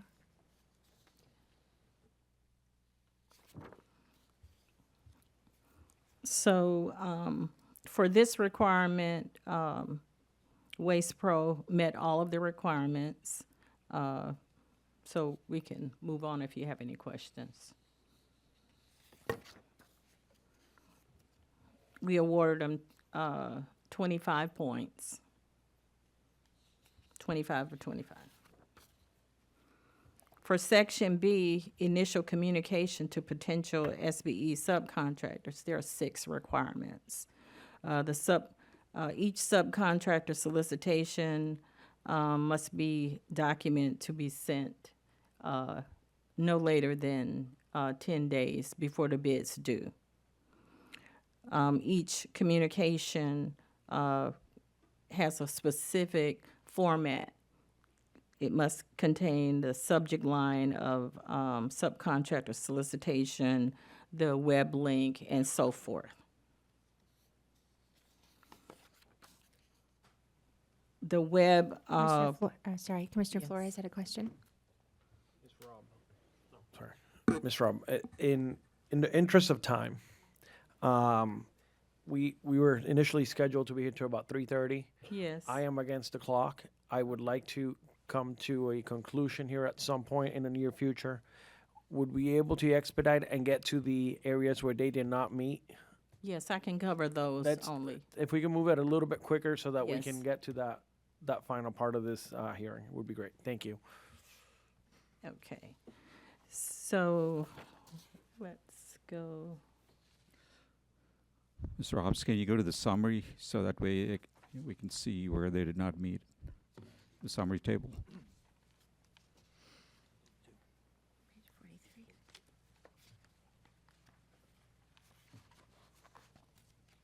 Right there.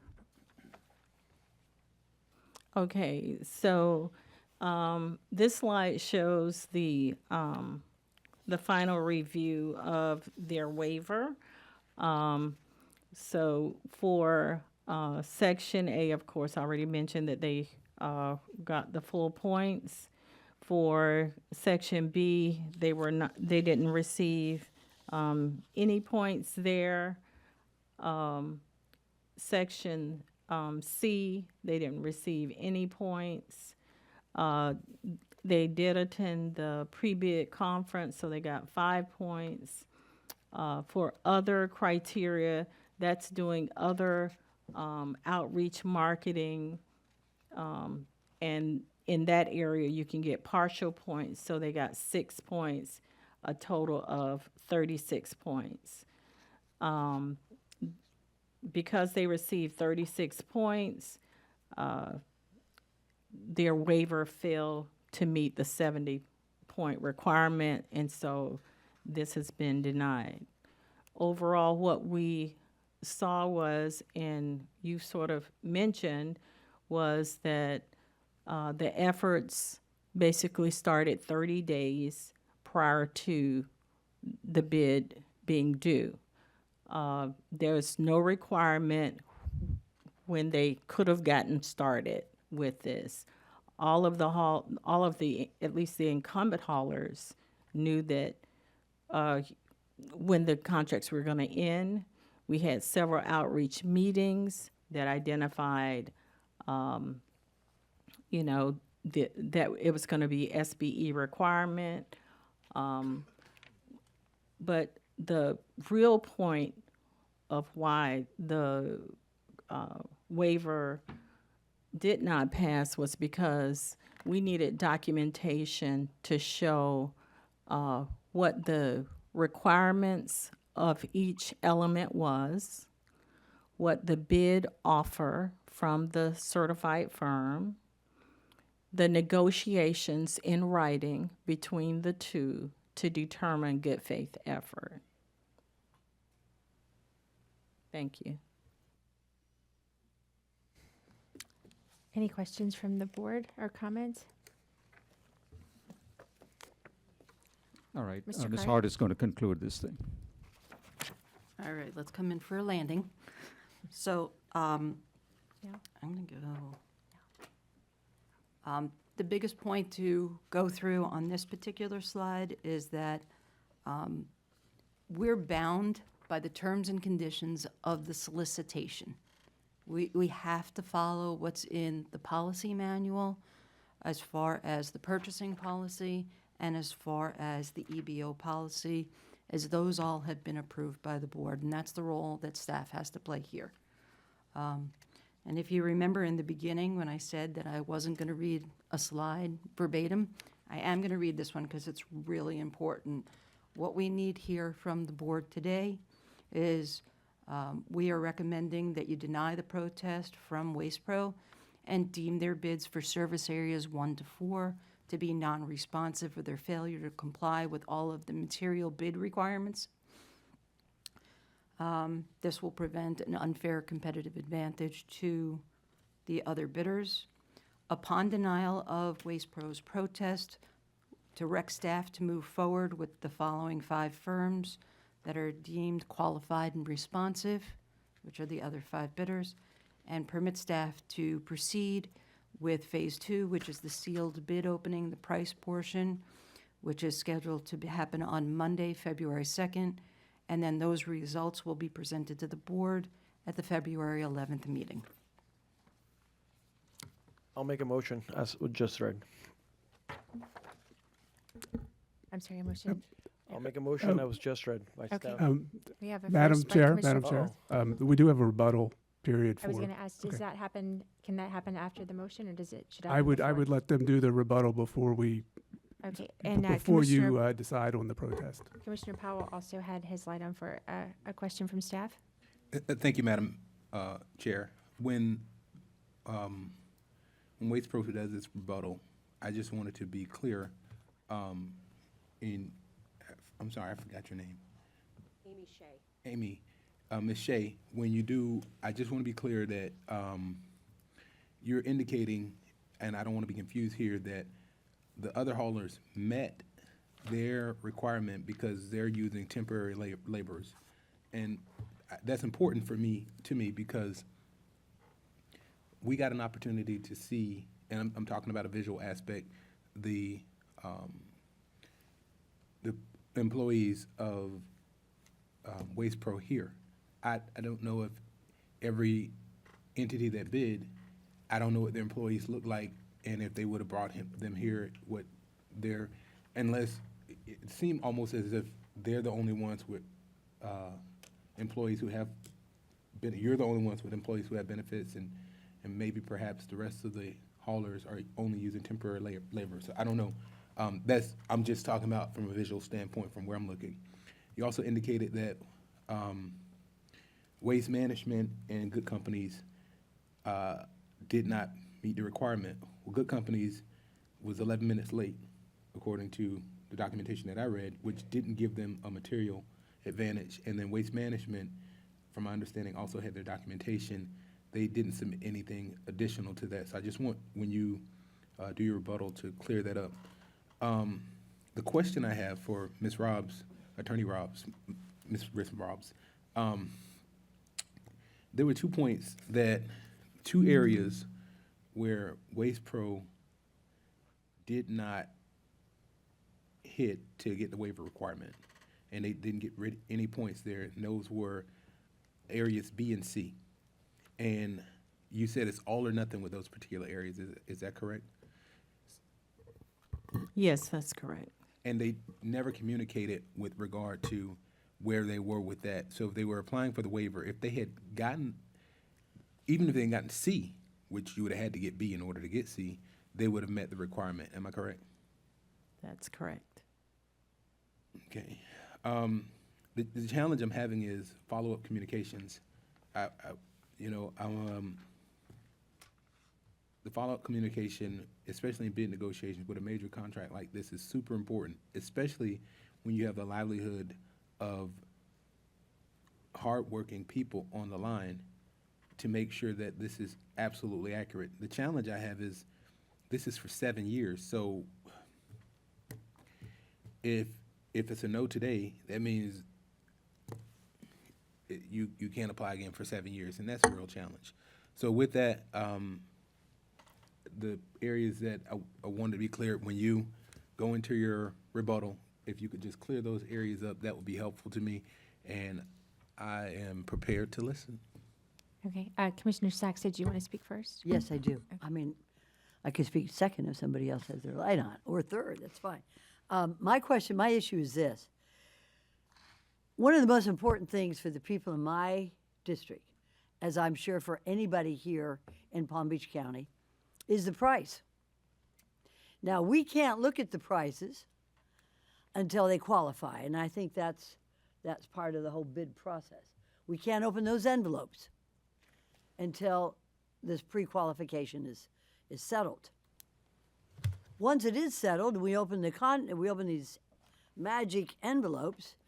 If Waste Pro doesn't have a most competitive bid on the price, then they're out anyways. So as far as I'm concerned, and you have yet to hear on your rebuttal, is what's the prices?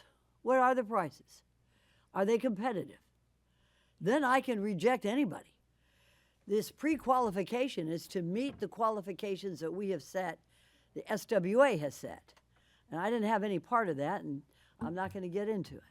However, it's sort of like a pre-qualification, but it's not the price. So when my people talk to me and say, wow, these prices are pretty high, I'm going to say, but don't worry, because they met the pre-qualifications. My people don't care. They want to make sure that price is competitive. So I think that's rather important issue that we all need to understand, that there's envelopes that have the prices of the 6 firms. So if we begin to reject firms because they didn't meet these specific pre-qualifications, we don't know what their price is. So I think that that's rather an interesting point. I wasn't here when y'all made these requirements. I'm not necessarily favorable with them, but that's not the issue today. So we'll move forward. I look forward to your rebuttal. Thank you, ma'am. Commissioner Baxter, did you wish to speak? I'll wait. Wait, Ms. Flores? I'll wait. Okay. Go ahead with your rebuttal.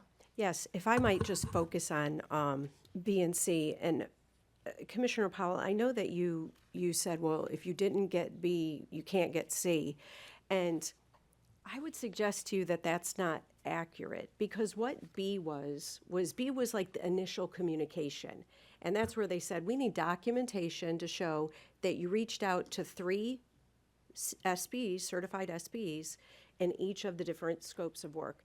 And so that 25 points, and you have, I mean, we were respectful enough to not put the binders on your desks and you go, oh, I have to look through all this, but they're available for you and you can see what was submitted. And those emails did go out and you see references, and it isn't just in the link, also in the body of the email, it did talk about the bid. And so WastePro believes it materially complied with B. And that is all you're looking for, is did they materially comply and did they give you documentation? Now on C, and I think that is primarily what Ms. Robs was referring to when she's like, we wanted to see the negotiations, we wanted to see the rates. There's a rate, there were 31 bidders that actually bid, and then what we did was we kind of walked through, and it talks about their company, what they do, what were they missing? Were they someone that didn't get something in time? Were they someone that, for whatever reason, maybe it was a duplicate, where we already had a landscaper and they also provided landscaping services. And so those were the different things. But those, and it includes the negotiated rate, that's all on that spreadsheet. And so WastePro only had to, it was given, this is the list of stuff that you have to give us. And it gave all of those documents. And so that's why WastePro believed it did qualify for the waiver, because it's like, this is what this is. And going to, I absolutely respect what you said, Commissioner Powell, about the commercial competitive advantage. And I think that was brought up by the Republic representative about, if we let them do this, they're going to get a competitive advantage.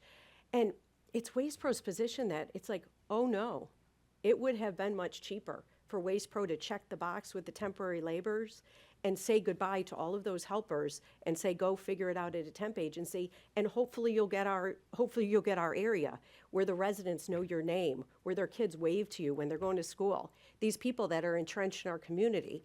And that's why we believe this does turn on commercially useful function. And at the end of the day, going back to you, Commissioner Sachs, when you said, isn't this about price?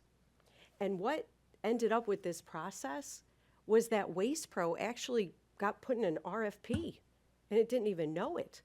This is an invitation to bid. This is supposed to be driven by price. But what happened by injecting the subjective views of the pre-qualification committee was that it became an RFP.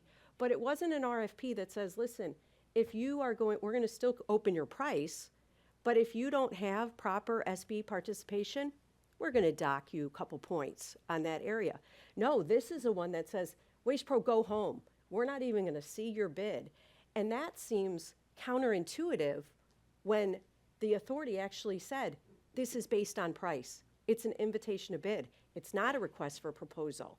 And that's why Waste Pro, candidly, you know, Commissioner Powell, when you said, they're using, you know, the temporary labor agencies, we strongly believe that. We have not seen their bids, but if the bids are opened on Monday and we're not lucky enough to be able to have ours opened, there will be another protest, and we will come back before you and talk about commercially useful function. And if FCC has been on the job for 7 years, why do they need temporary laborers? Why haven't they hired any of these people? Ask yourself that question. And do they perform the commercially useful function? Because that's what SBE participation is about. So again, I would ask you on behalf of the company I represent to please allow the waiver and say, yes, we believe that they did a good faith effort, and we're going to allow them to have their bids opened next week. Thank you. Okay, Commissioner Baxter, or Mayor Baxter.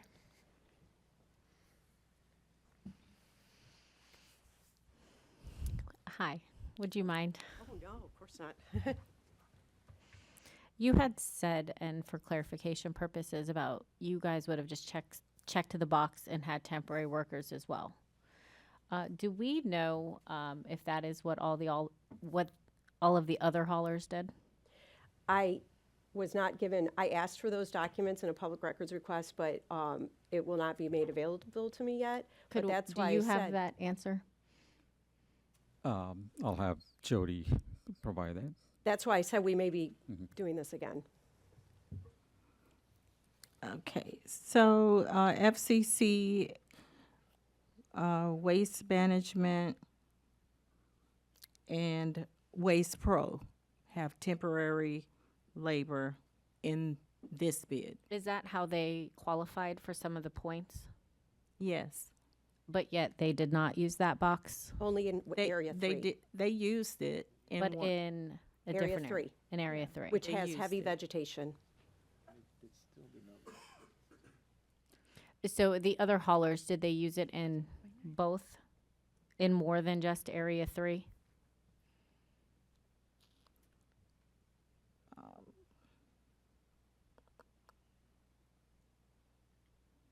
That'll take me a minute to take a look at, if you have another question.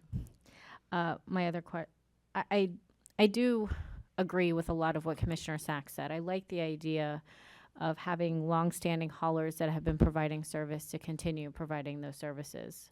I do like, I don't like having somebody not be a participant. What if they are the cheapest? Because we can't know pricing yet, from what I understand.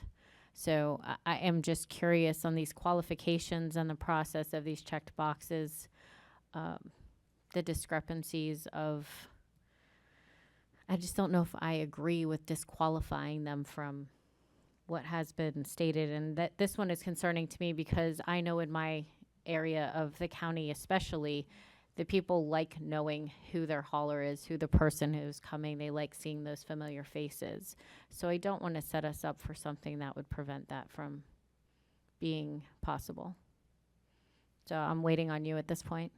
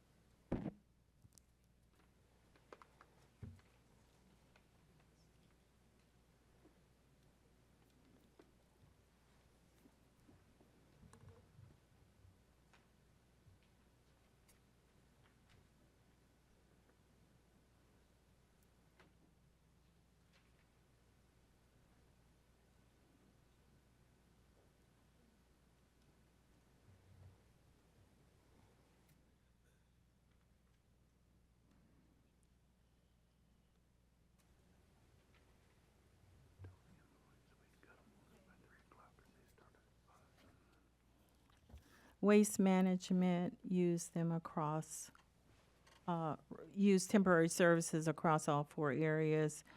Waste Pro in only service area 3 and FCC across. So again, they only used it in one area. Had they used it in all the areas, would they have qualified? No, the percentage was 5% in service area 3. So the other lacking qualifications you're saying, because the numbers, and I flipped the page, they were severely short of the 70 points. Were they at 36, I think was on 36. the screen? Correct. So which one of these areas, initial communication or follow-up communication, would have given them more points? Would they have gotten more points had they checked those boxes?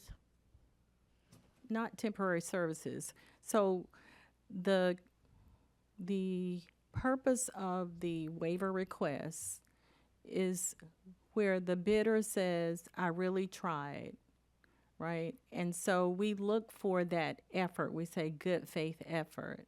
And the good faith effort is to demonstrate that they've been fair to all of the firms that responded and said that they wanted a chance to work with them. So Waste Pro mentioned that a big chunk of their SBE plan included hauling, and that they had and they didn't identify the SBEs, but there were 5 SBEs that didn't have capacity to do roll-off, and that after conversation that it was determined that they didn't have capacity, so they reduced the percentage, which made them not reach the 20% goal. So what we would have looked for and would have been documentation of that fairness, the fairness to the 5 firms that, Ms. Barnes showed us the platform, and it lists the, say, hauling or veg, and it bulleted some things. But did it require how many trucks, how much roll-offs? And so the requirements weren't there and should have been provided so that we could see the whole conversation of what the requirements were for that particular element of work, what the offer was from those 5 SBEs, what the negotiations were. We don't know any of that. So how do we prove, be able to determine good faith effort? And then we look at the And full. forgive me, this might have already been asked, but are we allowed to have communication with the applicant to ask those questions? Yeah, the cone of silence starts the. That's with us. Yeah. I'm talking about between staff. No, between staff and the bidders, up until the day of the submission, they can communicate. The cone of silence starts the day the bids are due. With staff as well. Yes.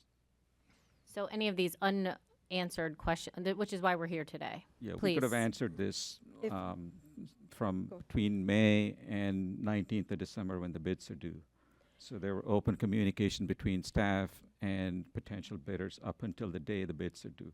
It sounds like staff had questions, though. That's why I'm asking. But hold on one second, if you would, please. Yes, that was that was what I put up on the screen when I was up. The staff let us know. It was Ms. Hard actually said on December 23rd, as part of our process to ensure fairness of your evaluation, we can interview the bidders, we can ask follow-ups, we can do a lot of things to do that. And none of that was done. There was no questions about, hey, we were wondering this, what were those negotiations? And some of the things, with all respect to Ms. Robb, when you look at these waiver forms, it bullet points what you have to put as documentation. And everything they put for documentation is in there. But some of these things, like we want to know, everyone knows enough about solid waste. Hold on one second. Is it staff's position that the documentation wasn't there in the application? It was not. And you're saying you think it was? Well, I think we have a chart of the 31 bidders, and it talked about what service they perform, what was the rate, what was the reason we didn't use them, did they have sufficient insurance, did they have did they have enough references, did they have a business location, you know, all of those things. It's on a spreadsheet, and I can point you to it if you want in the pile, but yes, that was provided. And just to speak to about the roll-off specifically, if we say like they didn't have roll-off trucks, but oh, why didn't you use those other haulers? Because we did use, I think, 3 of the 5 haulers, but the problem is if they only run grapple trucks and that's all they own, there's only so much grapple work that we can use in Area 1. Then they're not providing a commercially useful function because we can't use them. And so that's why it fell on, well, we think we can make it up if they have roll-off trucks for commercial work. And then none of them had that capacity. Thank you. And I'm done asking questions, but I will just reiterate, I do agree with Commissioner Sachs on this, and I don't even know if I really like this process or if this board at a future date wants to dig in. It seems like there's a lot of unknowns, especially with what's being discussed today. So, and again, we won't have that question or that conversation today, but that's all I'm going to say. Mr. Akari, did you want to respond before Commissioner Flores? Yeah, I mean, Mr. Hobbs is right. You know, the information was missing, and that's why, you know, in categories or sections B and C, you know, they didn't get any points. And again, you know, this was approved by the board back in 2018. This is the policy, the waiver approval process. It's all or nothing, except for section E, which you can award partial points. And so we did not deviate from the ITB or the process itself. Okay, Commissioner Flores? So, at the end of the day, to me, this comes down to a fair and just process. We set out a standard which was communicated to everyone that wanted to participate in this process. It was equal and transparent to everyone. And yet, some took the opportunity to meet that threshold and some did not, and some relied on a waiver component of this. This board has made a commitment to meet or to adhere to a 20% of the work going to a small business, which in this particular case, it did not meet. In regards to the waiver, you needed to show good faith effort that you really wanted, that you really tried, and it doesn't seem like you did that. And to be honest with you, when you told me that you use MailChimp and that you made your best effort in under 30 days, I really don't think that's the best effort possible to garner small businesses to participate with you. When it comes down to unjust or unfair advantage, I firmly believe that you would have that if we allowed this application to move forward. That's my personal opinion. So when it comes down to fair and just process, I don't think it would be fair to the other applicants if we allowed you to move forward. In regards to the pricing component, yeah, we are interested in pricing. We always want to do the best for our residents. However, there are standards that were set that needed to be met to then be able to move forward. And that's across the board. And I think it's up to us, this board, to hold ourselves accountable. That's the reason that we set standards for. That's the reason that we do minimum requirements. And,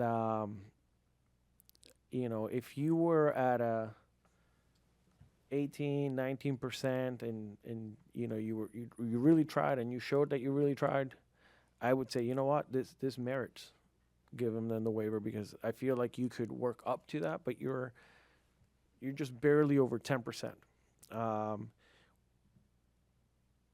When we're talking about SBE meeting that percentage, and I mean this, the whole point of this program is to help small businesses in our local area grow. And I'm a big proponent of that. I am a fighter for the local team. So anytime that we can give business to a Palm Beach County small business, I will take that, because those are dollars that are staying in our community. And we have to weigh all the options, including pricing. And then lastly, I wish that you guys would have worked with my office. I could have helped get you small businesses to meet that 20%. I did not know anything about this, that you guys were short. I know that there was a code of silence. But still, if you were looking for small businesses, I don't think that had anything to do with the cone of silence. But I already made the motion. I am gonna make that motion again. But if somebody else wants to speak, I'm willing to listen. Attorney Jones, you had your light on. Did you wish to speak now? Or? Yeah, I just want to, for the record, I want to just talk about the waiver request a little bit quickly. The waiver request was made. Staff reviewed the documents that were provided and determined that in at least two of the categories, category B and C, that the sufficient documentation was not provided. So I don't want the board's decision to be based on, well, they didn't do the best or they didn't do this. I want the board's decision to be made that they're agreeing with staff's review of the waiver request and denial of that waiver request. So I just want to be clear that that's what the board is acting on here today. If I could, before I get to Commissioner Powell, to speak on what is before this board to vote on specifically today. It is the waiver request, and as I understand, the waiver is submitted with the bid. Correct. Okay, so from the outset, the waiver that came in was for not reaching the small business minimum. We had 20%. They didn't reach it across the board. They knew that from the beginning, which is why they submitted a waiver. That is correct. Okay, and then that triggers this ABCDE process that the staff goes through to determine whether or not the waiver would be approved or denied. And according to that process, minimum 70 points is required out of 100, and staff awarded 36 out of 100 to get the waiver. Once that was submitted, the protest period began for Waste Pro, and that brings us here today to decide whether or not we agree with the 36 out of 100 points. Yeah. Correct. And can I Yes. add a little bit? I mean, you are here today acting on the protest. So that is essentially what you're going to uphold or deny the protest. Specifically on the waiver The main of crux, this. yes, correct. Okay. The main crux of the protest is that the waiver request was denied. Okay, just wanted to reiterate that is what is before us right now, is just whether or not we agree with staff's denial of this, because staff has already denied it. They protested. It comes to this board. Correct. Okay. Commissioner Powell? Thank you, Madam Chair. Attorney Jones, you indicated that the waiver request, you said that the waiver request was vague on the side of staff, or did I miss that? I don't think I said vague. Okay. Yeah, I just wanted to point out that I want to make sure that the board is acting on the protest and looking at the waiver request as it was reviewed by the staff. Thank you. And I think it's my assumption, or it's the assumption of Waste Pro, is because they did submit a waiver that because it was submitted, that it would be, because the waiver request was submitted, there's maybe, I don't know, assume that it would be honored or given. And that's not, it. You don't have to respond if you don't want to, but I think that's what I'm taking in from the conversation that has been had. Did anyone else think, when this was submitted, to ask staff prior to submitting? I heard that it was available from May to December. if what was going to be submitted was sufficient to meet the request. As a follow-up, these are just my final comments. I'm not an expert in procurement, nor do I have a desire to insert myself any deeper into this process to determine what is sufficient. I'm thankful that we hire staff to do that. I am a certified land planner who's not working as a planner right now, but I'm still AICP certified as a land planner. That's my specialization outside of being a county commissioner. I would prefer to stick to that. I am empathetic to the idea that employees / helpers would potentially lose employment if this bid is not allowed to be opened and submitted. However, that doesn't mean that if it is open and submitted that they would get it. I am also disappointed that it's kind of come to this point, but this is the appeal, and I want to ask this question to the staff. If this appeal to us as the board, is this the final protest, or is there something that Waste Pro could do beyond this appeal to potentially stay in play? And just as I've seen today, I know how important this is. Ms. Shea and to the whole team of Waste Pro, who I'm familiar with most of you, and familiar with many people in this room today. I've seen it's been interesting, and I know how important it is because we've had waste haulers calling each other out and not as bad, but a little tiny bit of maybe some mudslinging. But I just want to know. So the next steps, obviously, if they're denied waiver today, the next stop is the circuit court. So it doesn't come back to the board. So this is final here. Thank you for that. I'm done. I think that's enough information for me to move forward. Okay, Mr. Curry and Attorney Jones, both of your lights were on. Did you wish to speak to this? Okay. Sorry, I hadn't turned it off. All right, Commissioner Sachs. Thank you. Well, I'm not a land planner, and I don't know the haulers personally, but I will say that when they come pick up my waste at front of my house, they know the kids. The dog knows them. He doesn't bark too much. And we know them. A couple of the issues, and I'm an attorney, so I'm looking at it this way, because I can only look at it through my profession. This company did not meet requirement, and the staff reviewed it, and the staff did the right thing. Staff has integrity, and you denied it, and that's why we're here today. I do not contest the staff's integrity and report. What I do take umbrance at is our requirements. I tell you something, I really don't care if they met every requirement through MailChimp or Google or whatever they had to use to contact all the small business enterprises. That doesn't make that much difference to me in reviewing whether or not this waiver could be accepted, and then they go into the next business, a competitive bid of pricing. I'm interested in how many temps are used in the various companies. Because I've heard the response, and I'm very pleased that Waste Pro uses temps in those districts where it's really necessary because of the heavy vegetation.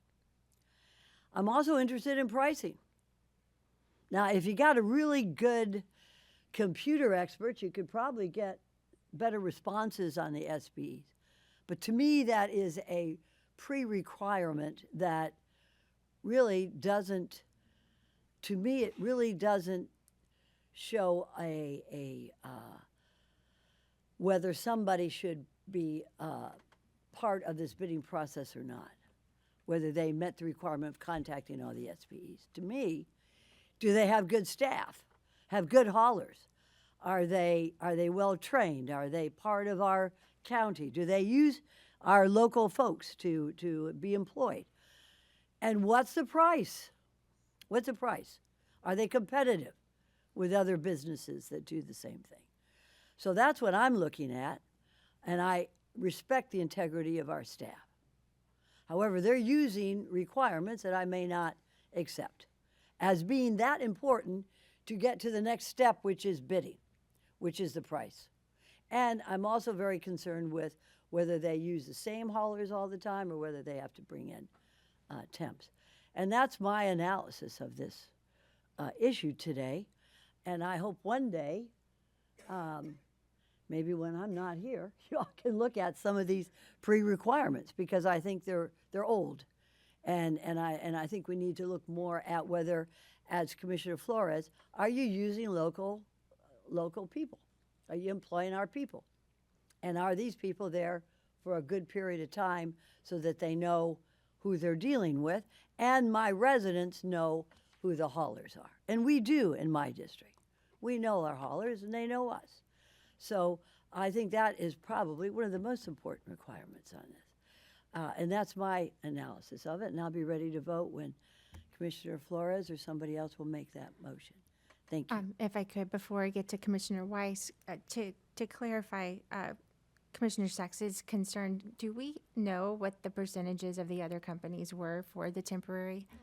We do. Mr. Ops will have that percentage.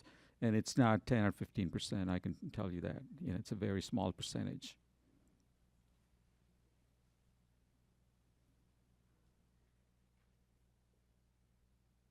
If that's going to take you a moment, we could let Commissioner Weiss go ahead with his comments. Thank you, Madam Chair. So, in looking what's in front of us, is this issue of this waiver. We have staff's recommendation or staff's work that recommends denial of this waiver based on what's required to achieve a waiver. In front of us is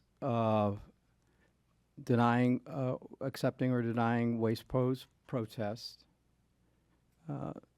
potentially creating an unfair advantage. What's in front of us is to proceeding with phase 2, which would allow the opening of the bids, the prices. I can agree, and I think I've heard it from some of my colleagues. Let me go first to the issue of staffing and the employees.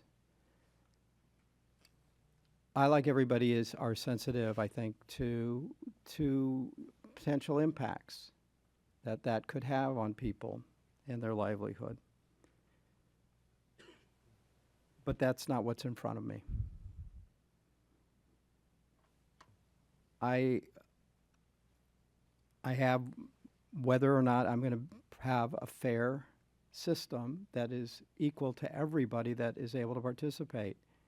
And I'm really challenged, I think, by waiting so long to start the process of actually the documented process of the outreach, because we don't know what went on that's not documented. But all I do know was what happened when it was documented, and it is a 30-day process, literally days before the bid was due.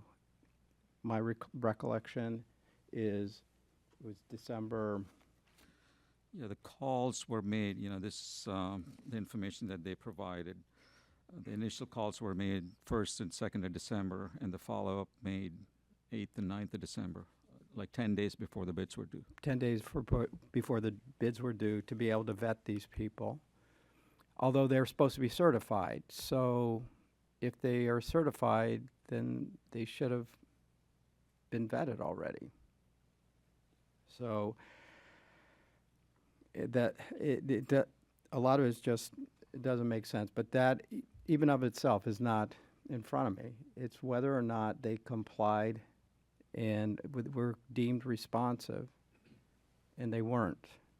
And they were also, the waiver was reviewed and deemed lacking sufficiency by our staff. And as Commissioner Powell said, I am not a procurement expert. I'm not a procurement person, and God help me if I ever have to do that job, because you all work in a very different world than I do.